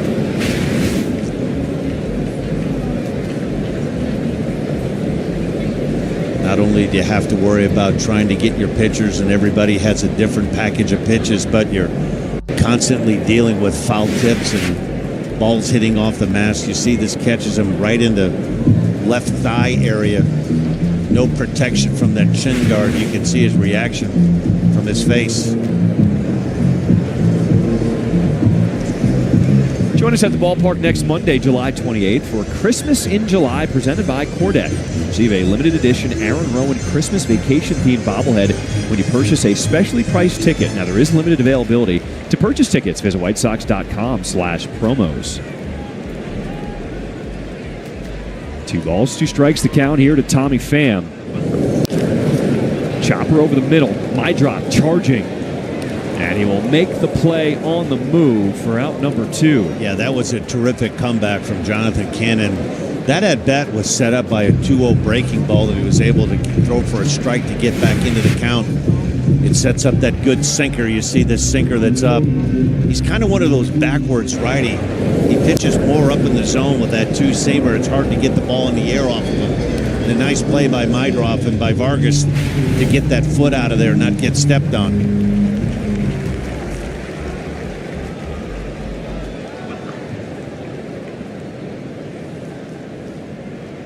Runner on at third with 2 down here in this 5th inning.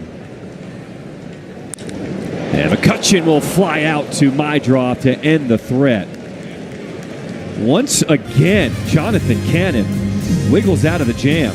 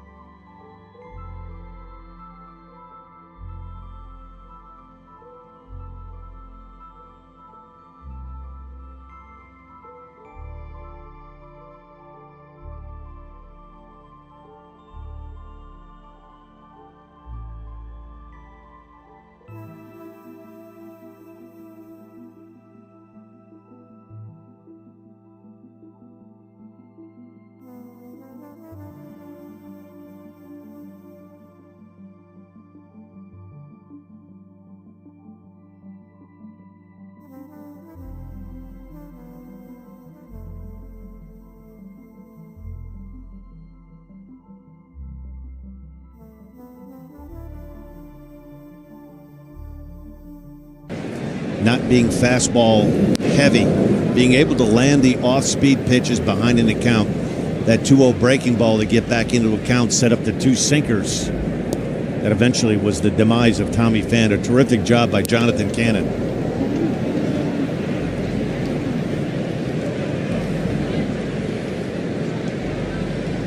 Brooke told us earlier in the game how good Cannon has been this season with runners in scoring position. And once again, stranding that runner on at third. But the White Sox preserving this 4-1 lead.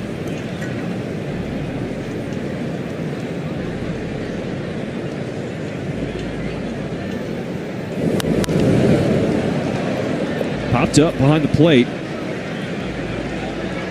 And that one is out of play.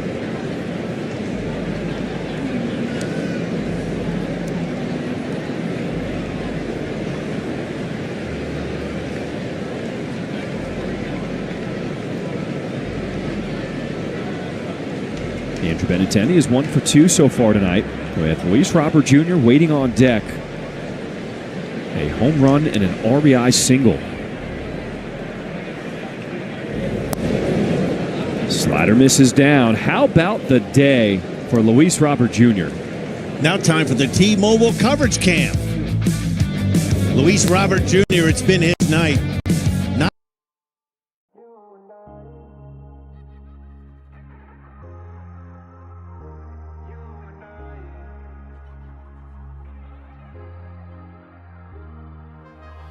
Ballpark, couple of knocks, and Louis Roberts Jr. flashing some leather here in the Berg. What's been more impressive, his approach at the plate or what he did in the field? All of it. Because it's in there, and I'm sure that is what has been so frustrating, not only for Luis Robert himself, but for White Sox fans, because you know what player is inside of that body. You don't sign a guy to a long-term extension unless he has a terrific skill set. It's there. And you never know, maybe a game like this is a game that kind of unlocks, gives him some freedom. Listen, when you're mired in a 2-month funk like he was in, it seems like every time you're at bat, you take a pitch that's down the middle. You don't swing, you get a fastball, you're behind 0-2, you're playing catch-up from the get-go. And, I mean, he changes this entire White Sox lineup when he's swinging. Another terrific at-bat. That's a pitch that he probably would have swung at 3 or 4 weeks ago.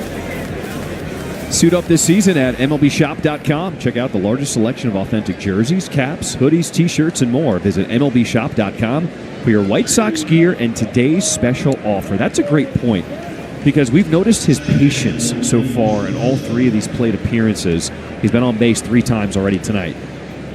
This is the Louis Robert Jr. that a lot of White Sox fans thought they were going to get when the White Sox locked him up to that long-term deal.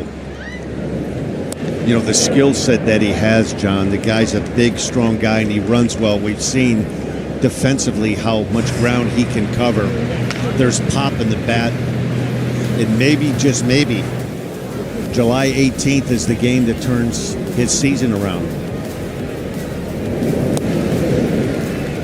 Maybe it was the All-Star break. Chance to get away, rest your body, mentally get a reset. Sometimes you need to step away from things, clear your head. As Lenyn Sosa finds himself in a very familiar place. 0-2 count. You know, this game has a funny way of humbling you. I know I told you when we were in Baltimore, there are 2 kinds of players in the big leagues. Those that are humble and those that are about to be are the second set. And it's been a rough go, but he's a much better player, and he's starting to show signs of breaking out of it. One thing that's so different from this sport than basketball and football, when you do this thing every day, that daily grind, and you're an 0 for 10 turns into an 0 for 15, it seems like inevitably you come up in a spot in a game with second and third, 1 out in a 1-run game. So many things are going through your mind. It's the same way as a pitcher. Sosa hits this one hard into left field. Benintendi, he will be held at third. So after a couple of walks, a single from Sosa, and the Sox have the bases loaded with nobody out in the 6th inning. You know, the same sorts, kind of what Shane Smith has gone through the last several starts, right? Nothing seems to work. You're trying a lot of different things, and the guy from April and May that we saw from Shane Smith was free-throwing, attacking the strike zone, very few non-competitive pitches. All of a sudden, the wheels start to come off, and the speed of the game when you watch baseball on TV seems like a very slow-moving game, but there's so much that goes in from pitch to pitch, what pitch to throw, the scouting report, how you feel that particular day. It's one of the things that Will told us before the game. He wants to see these young pitchers start to improve on not just the game plan, but to be able to execute the game plan. And it starts with pouring in the strike zone. And Jonathan Cannon has been a perfect example of that tonight. The White Sox scored 3 runs in the 1st inning, and he's made the Pirates hit their way on. One of the things he's done all year, he's able to pitch well in traffic, which tells you he's able to slow some things down and make good pitches when he needs to. A big opportunity for the rookie, Colson Montgomery.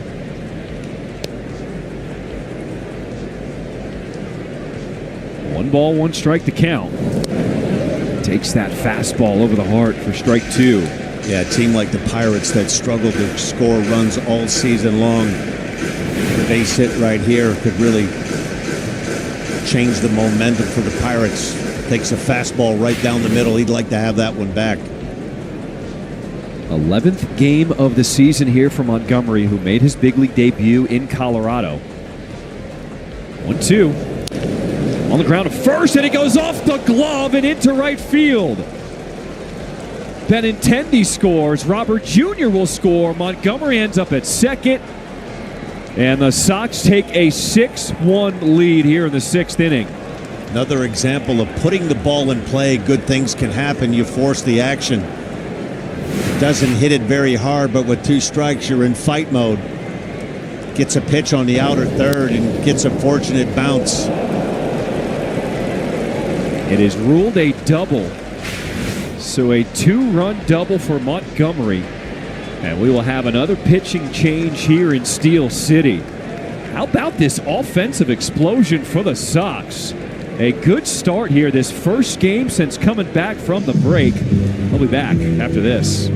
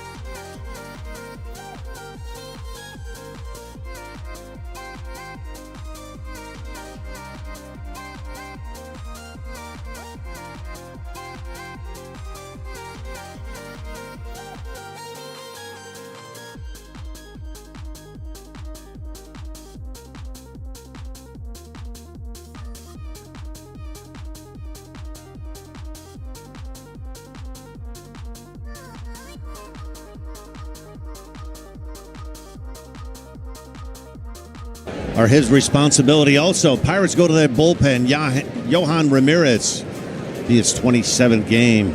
Pretty good ERA of 3.19. 31 innings, 41 strikeouts. Kind of get the feeling a base hit right here might be a backbreaker for the Pirates, a team that has struggled all year to score runs.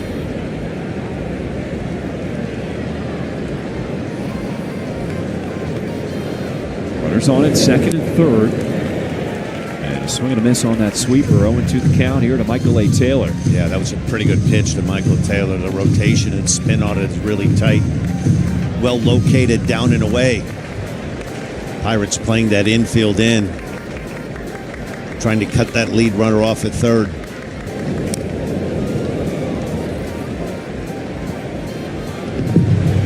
Michael A. Taylor making sure his bat is intact. A couple taps there, make sure. He's 0 for 2, a couple ground outs tonight.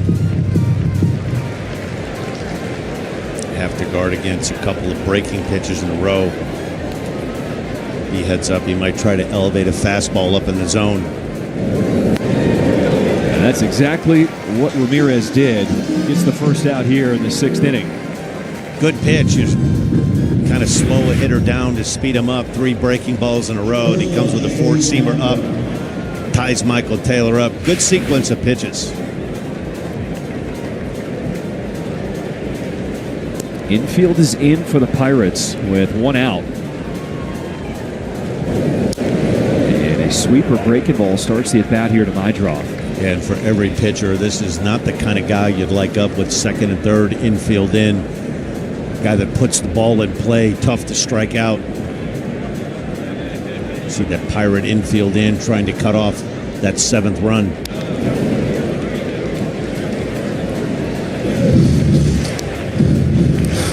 Mydroff has such good bat-to-ball skills that when you bring that infield in, he will find the hole.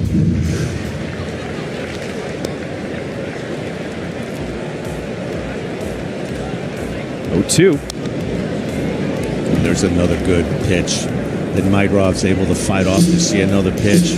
Back-to-back fastballs, upper 90s, that one 97, maybe a ball or two off the plate. Now all bets are off. You're just trying to fight to put the ball in play.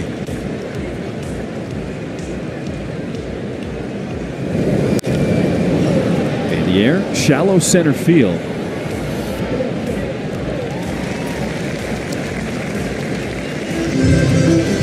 White Sox fans, scan, play, win the CHSN Home Run Challenge all season long for a chance to win great White Sox prizes. Scan the code for official rules and prize details and start playing for a chance to win autographed memorabilia and more. First place prize is the Luis Robert Jr. signed jersey. Top 10 winners receive a game-used ball.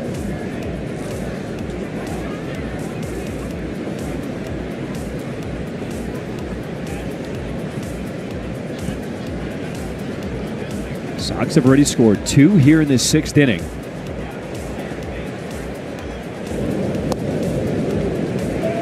And you've seen Ramirez consistently start each hitter so far with a breaking ball. Of the 3 Pirate pitchers we've seen tonight, he's been the most impressive, but he's not out of the woods yet. He's thrown some good breaking balls. There's another one. He tied Michael Taylor up after a couple of breaking balls with a fastball that's elevated. There it is. That's John Eggle right there if you're from the Berg. In my neck of the woods in Gary, Indiana, that's Giant Eagle. My neighbor said you need to go to John Eggle. Like, it's not John Eggle to me. 98 on the black. And Ramirez with 2 strikeouts here in the 6th inning.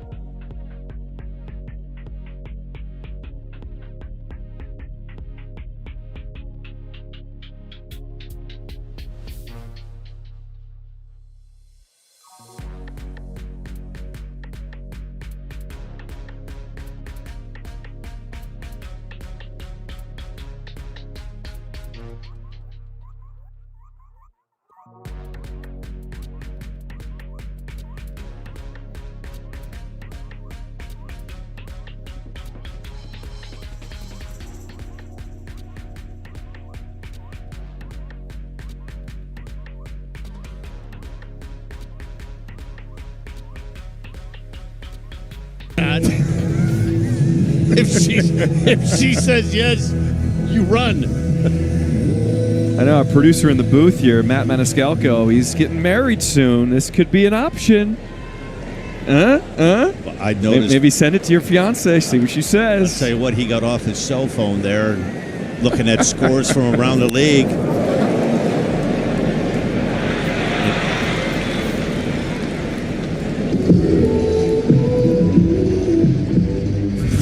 countdown is on. The National Sports Collectors Convention is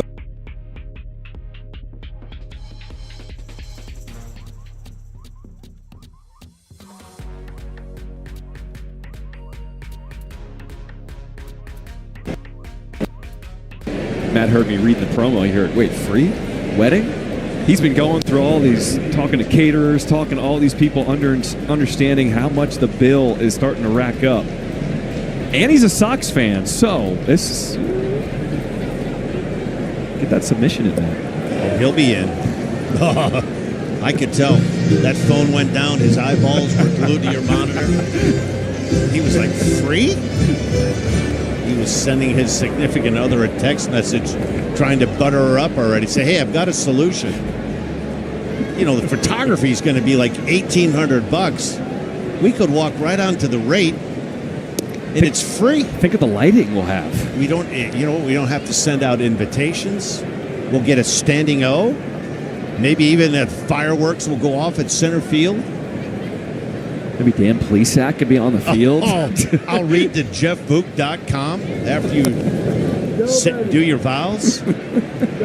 I'll even sing the jingle. Will you do this? Wait. Is on your side. Will you do the ceremony? Of course. I will do it gladly. If he has the guts to go for a freebie and walk down the aisle, I'm all in. All right, if I can hang off a tower in Toronto, I think Matt can get married on the field at Rate Field. By the way, I watched that video of that this afternoon because I didn't really believe you. You are certifiably nuts. Toes over the tower. I could not. You said you got to give the people what they want. I had to. Oh, boy, we're bringing this back. There is no.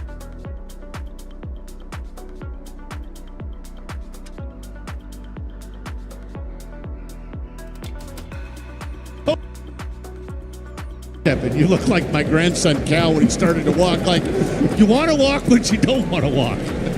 You know when it got real?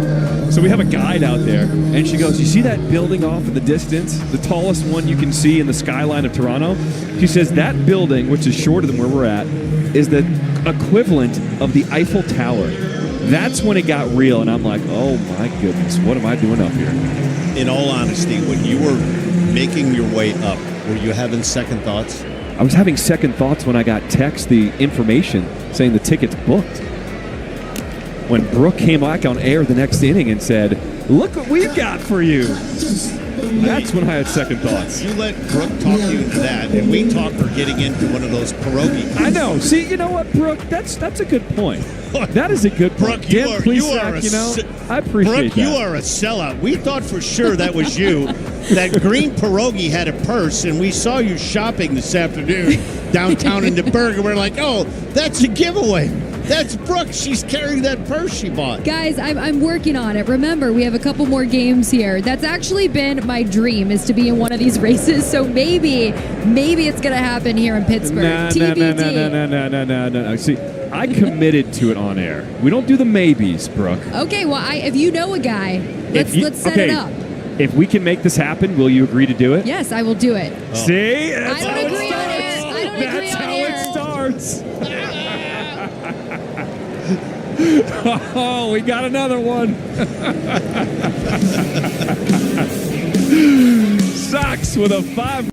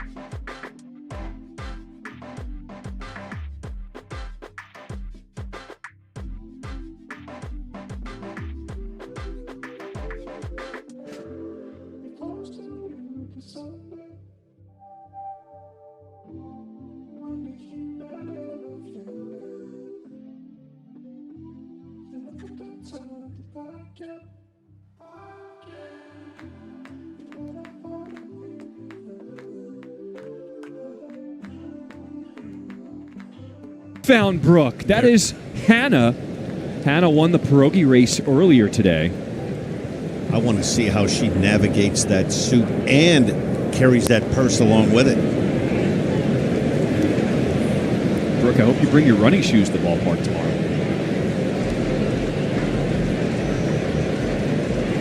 We're pretty close to a lot of shopping by the team hotel. We'll have to find out her size, and if she does, we'll hook her up with some sneaks. Matter of fact, we might send her to John Eggle to go get some snacks for after the game. Hopefully maybe we'll even have a picnic on the field after she wins. Start this top of the 7th inning, Sox with a 6-1 lead. Chicago scored 3 in the first, 1 in the 4th, and 2 more in the 6th inning. Edgar Caro hitting his 2nd home run of his career.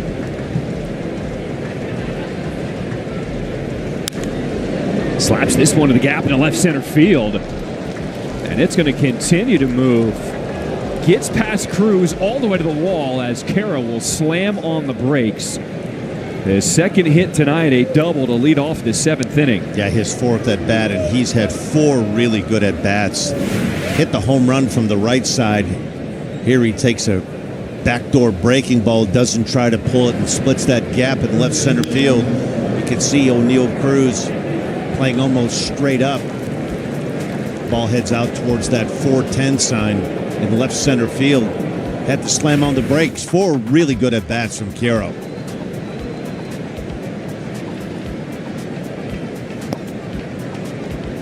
And this is against a tough righty on the mound, Ramirez. You saw what he did when he came on in the 6th inning. 2 strikeouts. White Sox went down in order, but Caro just has a good approach, and he takes it up another level when he's got a tough guy on the mound. Well, everything that Will Venable talked to us about when we met with him this afternoon has come to fruition tonight. He wanted to see better at bats. He wanted to see the pitchers pound the strike zone. Jonathan Cannon has done just that so far. 6 innings, he's only allowed 1 run. A terrific approach from the White Sox hitters. You know what I've liked about his personality, too? Instead of pointing fingers at anybody saying, well, the hitters aren't doing this, hitters aren't doing that, he pointed the finger at himself. And he said, I need to have a better approach to get the message across clearer to my guys. He said, I've talked to them individually as a group, and he said, we're going to find ways to turn this thing around. That one goes off the catcher, Bart, as Caro will scoot to 3rd. You're always wondering, first game back after the All-Star break. This is a really good job by Caro, too. Gets a great secondary lead. Bart tries to backhand this one instead of knocking it down. It allows the White Sox to pick up another 90 feet. Now's when you want to get greedy and add on. Runner at 3rd, nobody out. Officially ruled a wild pitch, so 3-1 to Farkas. Up and in, ball 4. You know, New this season, save 30% off with the Summer 3-Pack. Lock in a Sox vs. Cubs game and pick 2 more matchups that fit your schedule. Don't miss the Crosstown Classic and other great summer games. Customize your Summer 3-Pack today. To purchase, visit whitesox.com/3-pack. this is the right guy you'd like to have up, and Andrew Benintendi. Solid big league hitter. Try to get that runner in from 3rd. Try to get a pitch if you can to get the ball up in the air. When you're up 6-1, even a ground ball double play wouldn't be the end of the world. You wouldn't get an RBI, but you'd pick up that run from 3rd base.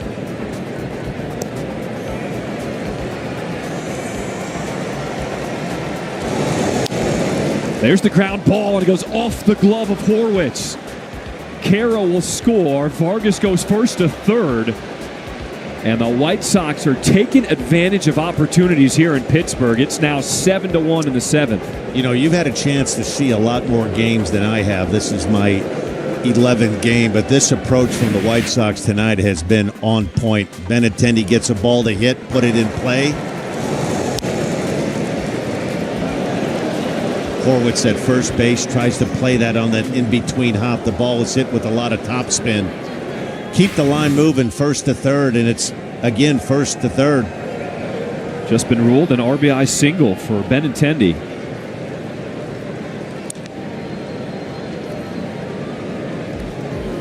And Robert Jr. can add to his night. He has been on base 3 times. RBI single in the first, a home run in the fourth, walked and scored in the 6th, and had that incredible diving catch in the 3rd inning. Now, this is the kind of pitcher that has given Luis Robert Jr. some fits. Guys that have velocity and the big sweeper. He's had a tendency to chase that breaking ball that's down and away. You're in a good spot right here. Pick out something middle of the plate that you like. If you don't like it, go ahead and let it go.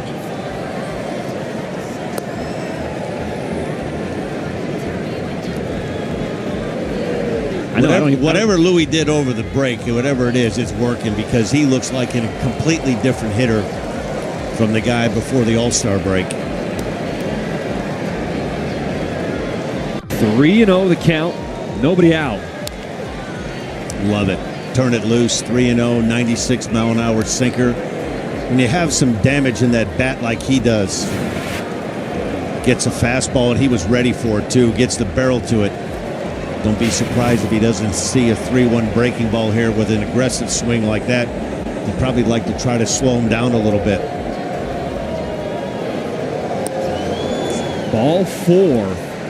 And the bases are loaded. Still nobody out in the 7th inning.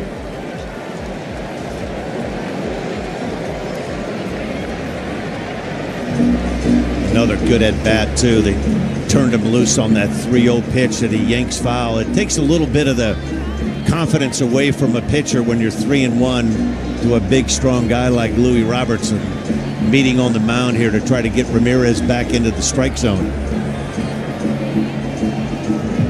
You see that a lot from relievers. Ramirez came into a tough spot in the last inning.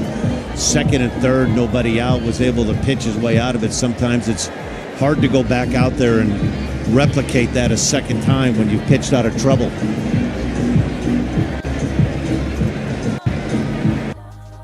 If you want me the way I want you, put your all into all that you do. It's only right, it's what I deserve. Love, tell me what you've done for me, done for me.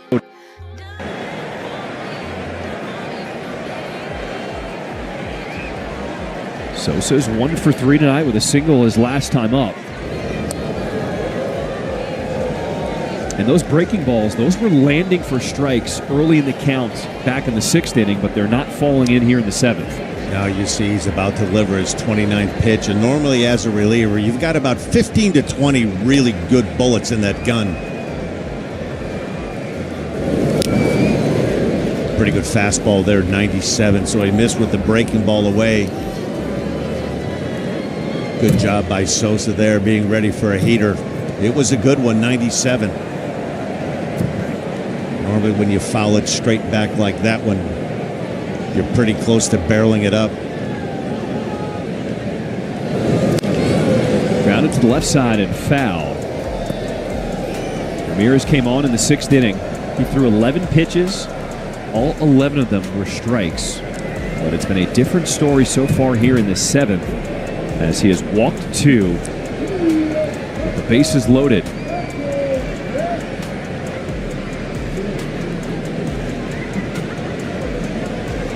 One ball, 2 strikes.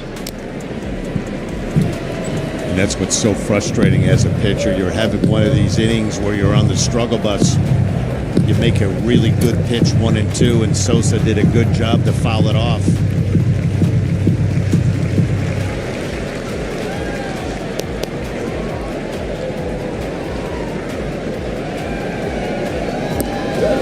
Way out of the zone as Sosa was in swing mode. Goes down there. Yeah, that's really the first wild swing we've seen tonight. The White Sox hitting approach has been so good. But that will do it to you when you start seeing velocity in that upper 90s pitch-by-pitch sequence. Misses with the curveball, then gets a fastball up in the zone. That was the pitch to hit, a breaking ball that was middle. He pulls the string on him, a big sweeper. He took a little bit off. Pitching change. Bases loaded with 1 out in the 7th. We'll be back after this.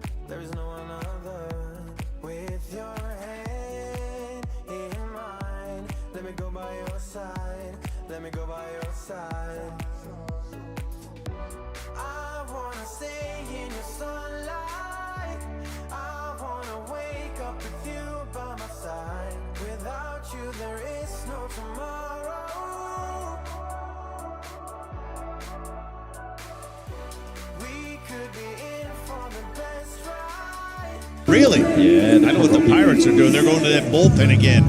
Lefty with a big arm, Genesis Cabrera, his 21st game. ERA a little bit elevated, which can happen coming out of the bullpen. 6.17 ERA. Another guy, mid-90s fastball with a big...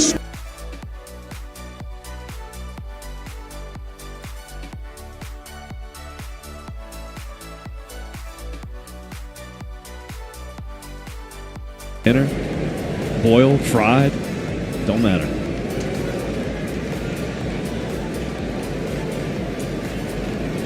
Colson Montgomery will step in with the bases loaded.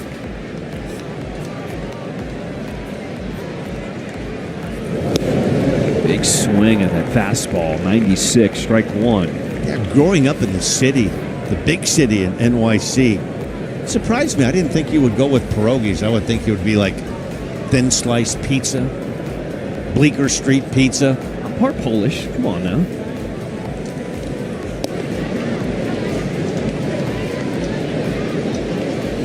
What's your favorite pierogi of choice? If you had to have a pierogi sent up here, what would be your A1 selection? Spinach and potato. Oh, Yeah. you're the healthy guy. I don't know if you can consider pierogies healthy. That's why that burger contest, I've already come up with mine. I'm going to stack that ballot. We're going to call it the Sack Attack. Double meat, mustard, pickles. You need a bib to wear it. All kinds of grease going down on your shirt. I'm going to get you on the pierogi train. You can convince I'm going to me. convert you before we leave Pittsburgh. Okay, I'll try one. Another big swing on that sinker. And the count is even at 2-2. Yeah, you can see why Cabrera, he's been with a couple of different clubs. The arm has always been there. 96 with a lot of movement and a good hard breaking ball to go along with it. He can present some problems from lefties. To start chasing that pitch down and away. He likes to throw that big cutter, hard sweeper down and away to lefties. Montgomery had a 2-run double his last time up in the 6th inning. Looking for more here in the 7th. 2-2 pitch. And he got him. Pretty much his bread and butter. 97-mile-an-hour sinker. You don't see that very often from lefties who mainly pitch left on left to the outside corner. That two-seam sinker and a good one. Montgomery just swings right over the top of it.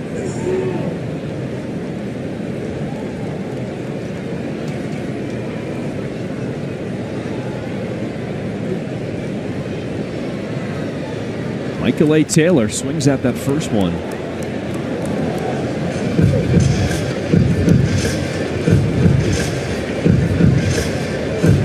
Boy, if you were to script a game plan, this would be like you draw it up. A team that struggles to score runs, the Pirates, they don't hit a lot of home runs. If you could jump out to a lead and make them play catch-up.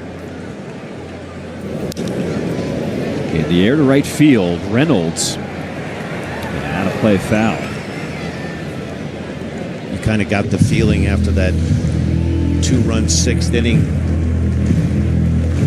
when you've had a difficult time scoring runs like the Pirates have, 7-1 feels like 15-1.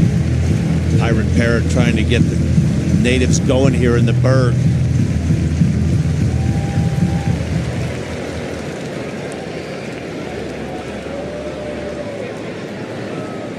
Bases loaded with 2 down in the 7th inning.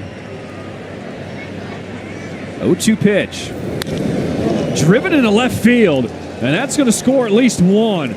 All the way to the wall, and it is off to the races. Benintendi scores. Robert Jr. will score a bases-clearing double for Michael A. Taylor, and the Sox break it open in the 7th. Yeah, and a smile on Michael Taylor's face. Terrific job by Luis Robert Jr. scoring from first. More than likely, he knew this was for extra base hit. A fastball that doesn't sink, and he beats Cabrera to the spot. This ball gets by Tommy Pham, and once it gets to the wall with the speed of Luis Robert Jr. at first, there was no chance that the White Sox weren't going to send him. Big 3 RBI double. Dan, those are the kind of hits that we're missing this first half of the season for the Sox. They've had a chance, they've got runners in scoring position, but just missing that big hit, the big blow, a chance to break the game open. And the Sox getting it done here in Game 1 of this series against the Pirates. Yeah, really, with the exception of that swing, the kind of the wild swing from Sosa on that breaking ball, it's been a very controlled approach at the plate. They've made the Pirate pitchers, and their bullpen has some really good arms. They've made them work. When they've gotten counts that are favorable, they put some good swings, and it doesn't stop here. Not out of the woods with Mydroff up with 2 outs.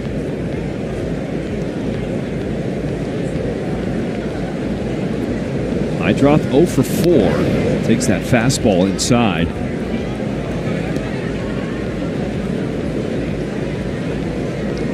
Now you have a little bit concern if you're Will Venable. Jonathan Cannon has sat around a long time while this 7th inning is going on. Try to do all you can in between innings to stay loose and stay active.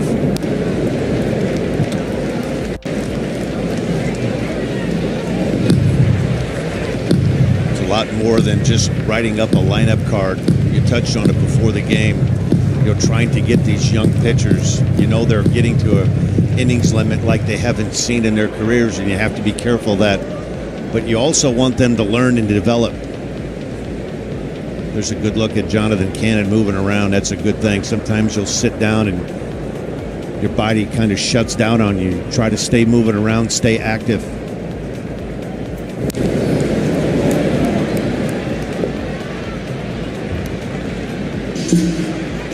Cannon's got one of those little weighted balls that he's working around in his fingers, just trying to keep moving. You love the run support with the Sox putting up a 4 spot here in the 7th inning. 2-2 to Mydroff.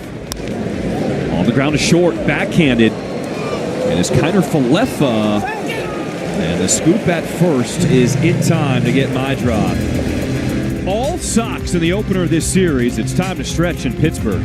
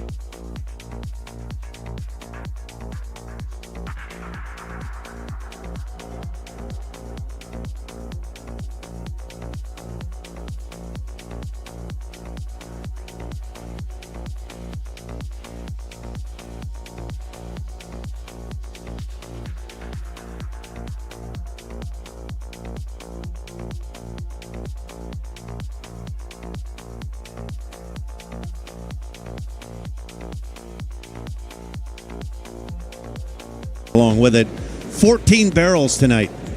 Some defensive changes. Michael A. Taylor will move from left to center. He replaces Robert Jr., and Robertson enters the game in left. Good scoop at first by Vargas. And there's one away. Jonathan Cannon continues to throw strike one. It's so important. You have a lead like this, 10-1. You get kind of lulled into a false sense of, okay, this one's over. More than likely, this will be the last inning for Jonathan Cannon. Last pitch was his 80th. See the pitches by innings. One inning he struggled. That was the second inning. Threw 19 pitches. Gave up the lone run in the fourth inning. And his ability to come back after that lengthy top half of the inning when the White Sox scored 4 runs and to continue to pump in strikes shows just how locked in he is tonight. Taylor will have to come in. It is my drop drifting back, and he makes the grab for out number 2. Download the Chicago Sportsnet app so you can stream live White Sox games and stay up to date on all your favorite Chicago sports teams. Download the CHSN app and stream today. Hey, partner, I can get used to games like this. Oh, this is a lot of fun, right? When you start winning some games, you have some breathing room, you have some great at-bats.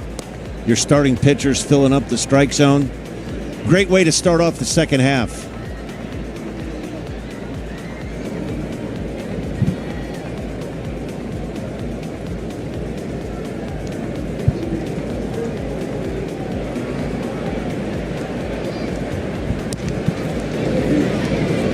Official attendance just announced here at PNC Park, 28,899 for the opener of this series. Just a great atmosphere here on Friday night in Pittsburgh. That one is snagged out of the air by Montgomery. And if that is it for Jonathan Cannon, what a night through 7.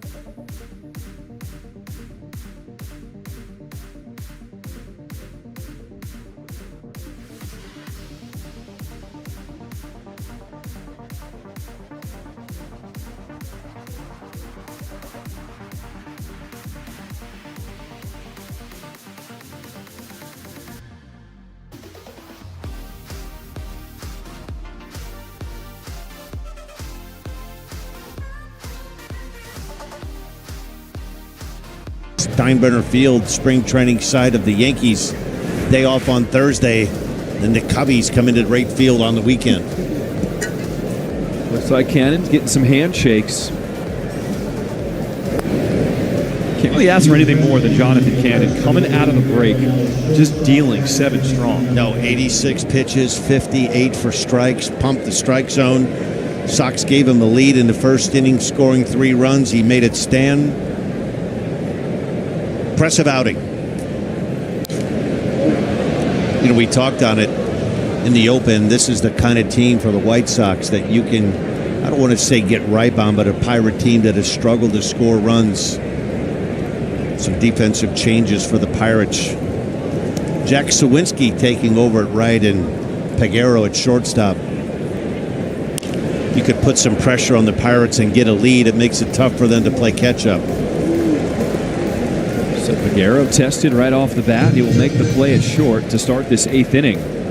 Pretty nice pick there at first by Horwitz.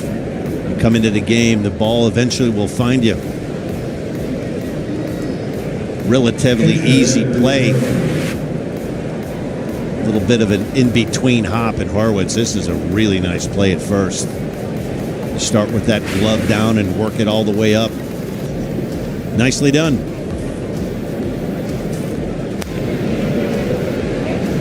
You see a lot of, if you're coaching in the youth league, you'll see a lot of first basemen where they'll have that glove around chest high waiting to receive that throw. It's so much harder to go down and get the ball than it is if you start with your glove down on the ground. It's a lot easier to play that short hop. Hayes at third. A couple ground ball outs to start this 8th inning.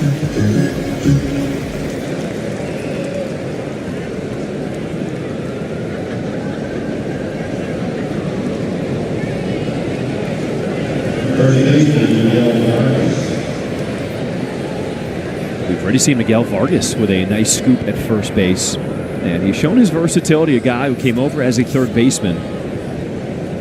The White Sox have shifted him over to first, and he has made the adjustment well this season. Fly ball right field.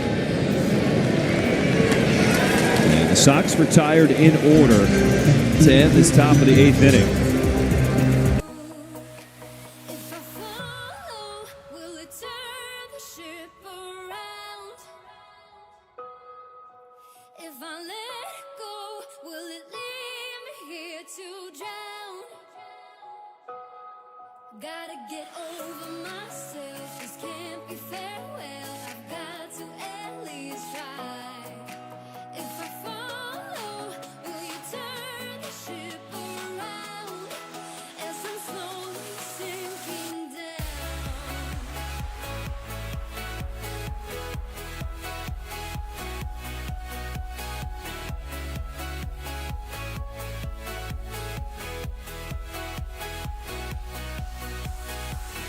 Just another night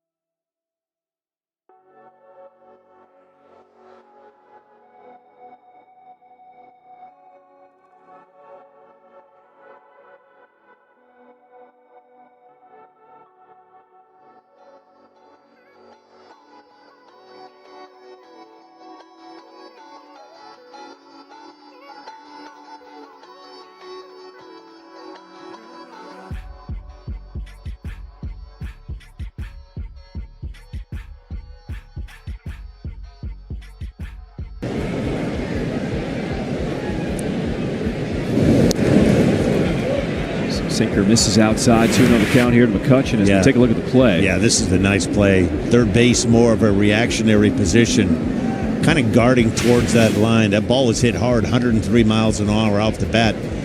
We've seen him early on in that series with the Rockies. We know he can handle short, but making the transition, he may be playing a little bit more third base. Terrific young-looking player, very athletic. What I noticed was before the ball was pitched, that's what the White Sox are really working on with Colson Montgomery. Making sure he's a little more athletic, getting a little more movement in his defensive stance so he can have more range. And a 4-pitch walk here to McCutcheon with 2 outs in this 8th inning. Yeah, that might be the case of Aldavia being a Pittsburgh fan. Probably looked up there and said, hey, that's Andrew McCutcheon. I know who that guy is. That's former National League MVP. Time to get back to business right here with Brian Reynolds.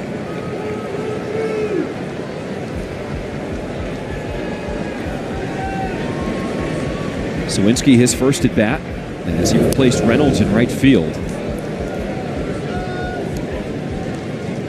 You got to help me out there, partner. I forgot my pen. I'm scoring with a Sharpie. I wasn't able to write that change in. Sawinski's getting right. We saw Piguero take over for Kiner Falefa at short. And McCutcheon taking off for second, but the pitch is fouled away. Got a little lackadaisical there in my scorekeeping. It's all right. You get excited. Look, it's 10 you know to what? 1. My goal I said we don't get many of these games. Well, I know. So you let go. You enjoyed it. You are living in the moment. I know, and I'll make no bones about it. I got on the airplane last night, and all I kept thinking was, don't mess up the jeffvoog.com read. Let you handle the scoring. I figure 10 runs is enough. Bullseye. Altavilla with the confident walk off the man. You can strut your stuff. Welcome back home to Pittsburgh. When I hear ya sing through my speakers, it's like my mind takes a hold of me. I've tried shutting you off for some time now, but I'm still hearing your voice in my head. Oh, I wish I was more than your fan now, and that your voice came from here in my bed. You're in my headphones, baby, in my headphones, baby, in my headphones, singing to me. You're in my headphones, baby, in my headphones, baby, in my headphones, making me bleed. You're in my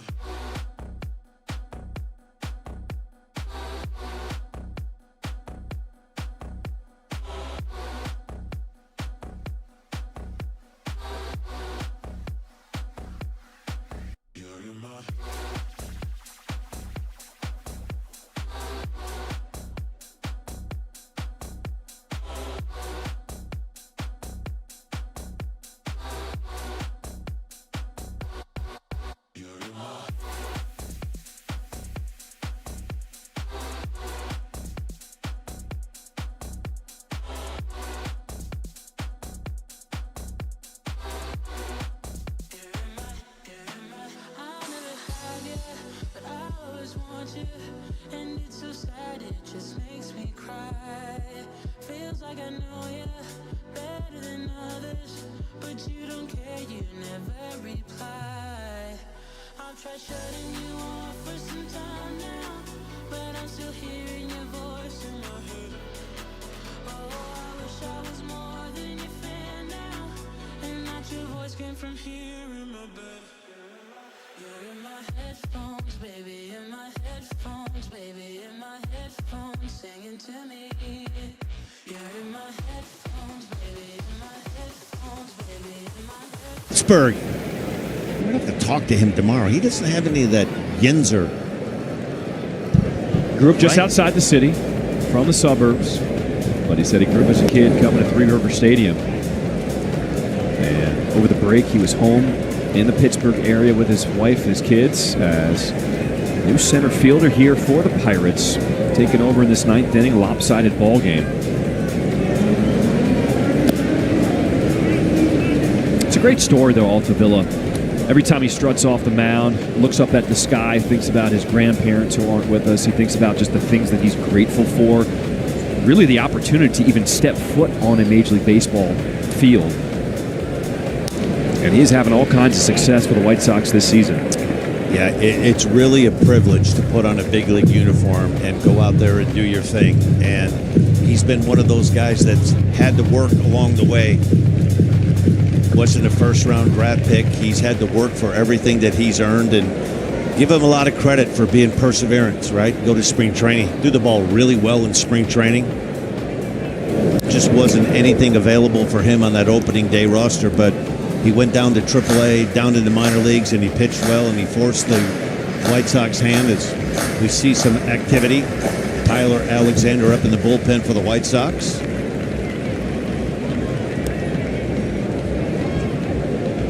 One-two here to Benny. Pops this one up behind the plate. Martin trying to locate it, but it goes into the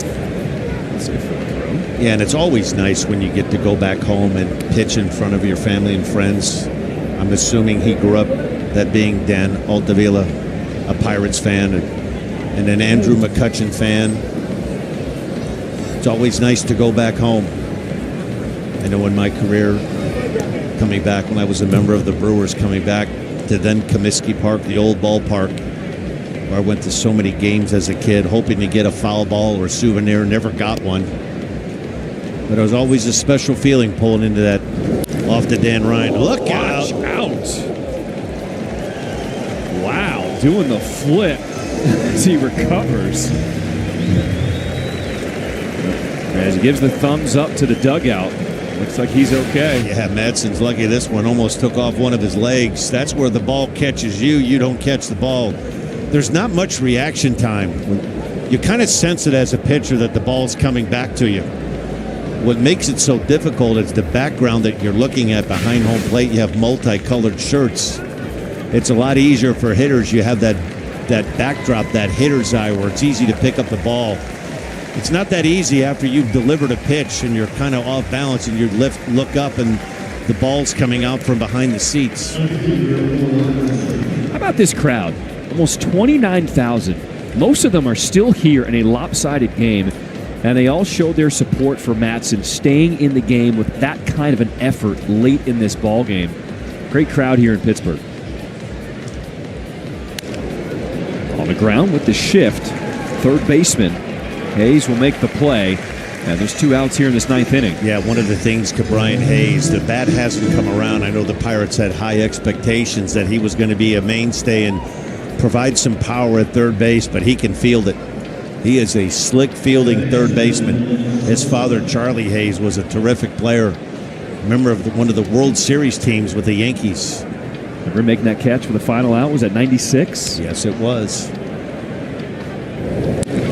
I remember that because I was a member of the Pirates in 96, and he was part of the wholesale trades that the Pirates made at the trade deadline. Charlie Hayes, Denny Nagel went to the Atlanta Braves. Charlie Hayes went from the Pirates to the Yankees. Would be the typical slogan of the outhouse to the penthouse, right?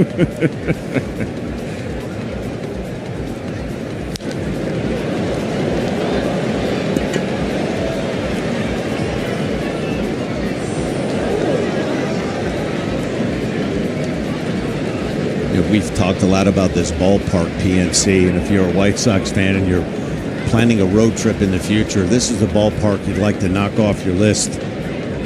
Pretty easy drive, too, if you want to make that drive from the Chicagoland area.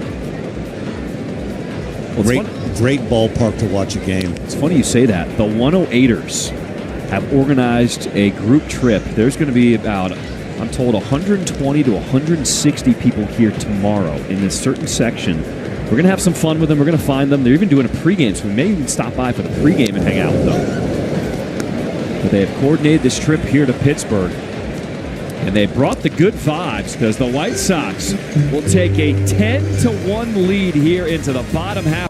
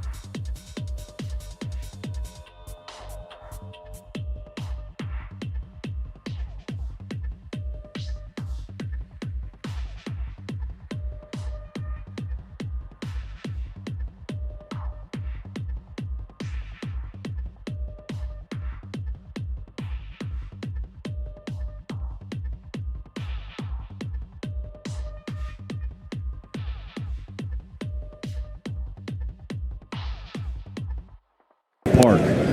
Boy, good luck charm. Made the trek from the Windy City to the Berg. About a 10th spot for the White Sox. 10 runs on 11 hits.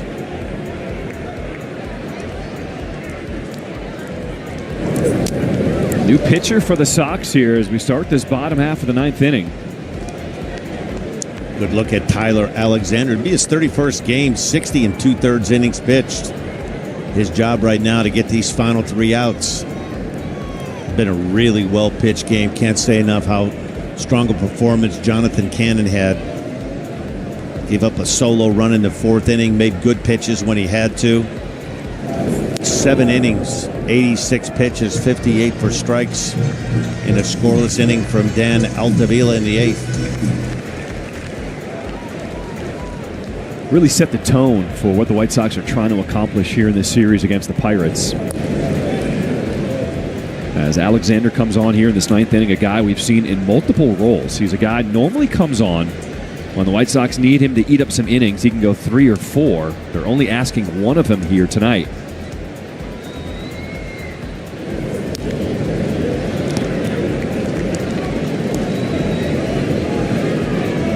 You see him pounding his left thigh there.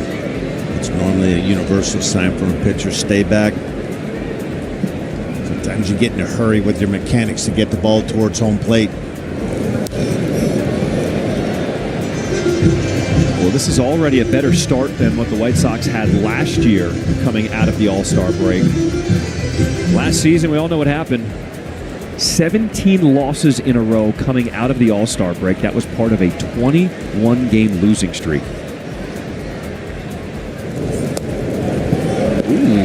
That's a pretty good pitch.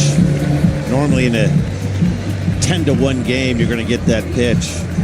Looked like it caught the bottom part of that box in the strike zone.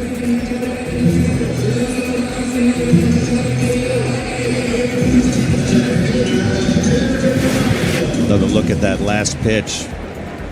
2-seam fastball definitely catches a part of that box. Who knows, maybe down the road they bring in that ABS. We saw a couple of pitches in the All-Star game that were turned over. Montgomery makes the tough play at third. He gets Canario for the first out here in this bottom of the 9th inning. Well, that'll show you how athletic Colson is. We remember that catch he made in Colorado, that over-the-shoulder catch, a swinging bunt.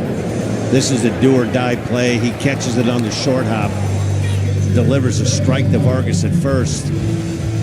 Get it and get rid of it in a hurry. Well done. Because of his athleticism, the White Sox feel comfortable and confident that he can move around the infield.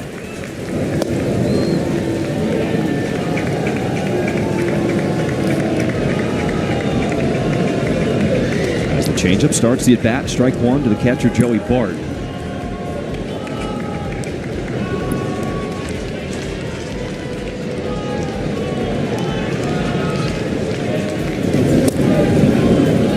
Great sequence there. First pitch changeup. You follow it up with a 90-mile-an-hour fastball. Makes that 90 look 95. Multiple ways you can go now. 0-2. Make Bart swing at a pitch somewhere out of the strike zone if you can. Right down Broadway, and Alexander gets the punch out. Well, what you want to see, and the White Sox pitchers have done this all night, pound that strike zone. Just throws it right by Bart. Pretty much center cut, 92 with a little bit of tail on the end of it.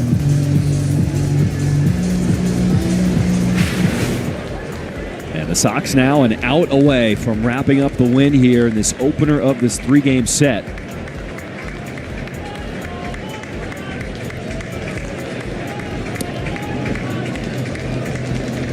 Henry Davis will be the pinch hitter for the Pirates.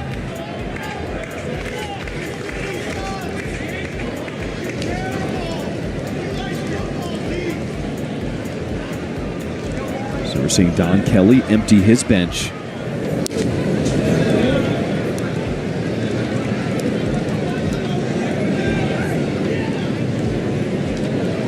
This game just felt different. Obviously, the scoreboard will indicate that. But from the first inning, the approach, the way the White Sox batters really cut down on their swing tonight, the way Jonathan Cannon went after hitters, it just all around felt like a completely different feel. And that guy you're looking at his screen is a big reason why. What could have been in April and May when he was on the struggle bus. That's a big bat in that lineup when he hits and he produces. Makes his lineup an entirely different lineup instead of relying on a bunch of young players. Colson Montgomery stays with it, and that's ball game. A complete effort, and the Sox explode for 10 runs to win this opener 10-1 against the Pirates. Yeah, and a terrific job by Jonathan Cannon. 7 innings, allowed 1 run. Bullpen comes in, pitches a scoreless 8th and 9th, and maybe, just maybe, this is the game that Louis Robert Jr. breaks out of this season-long funk. He was terrific tonight with the glove and with the bat. For Brooke Fletcher, Dan Plesac, I'm John Schriffen. We appreciate you spending your Friday night with us here on CHSN. It's a final. Sox win it 10-1 over the Pirates. White Sox postgame live presented by Yingling. It comes your way next. Ruthie, Ozzy, it's all yours.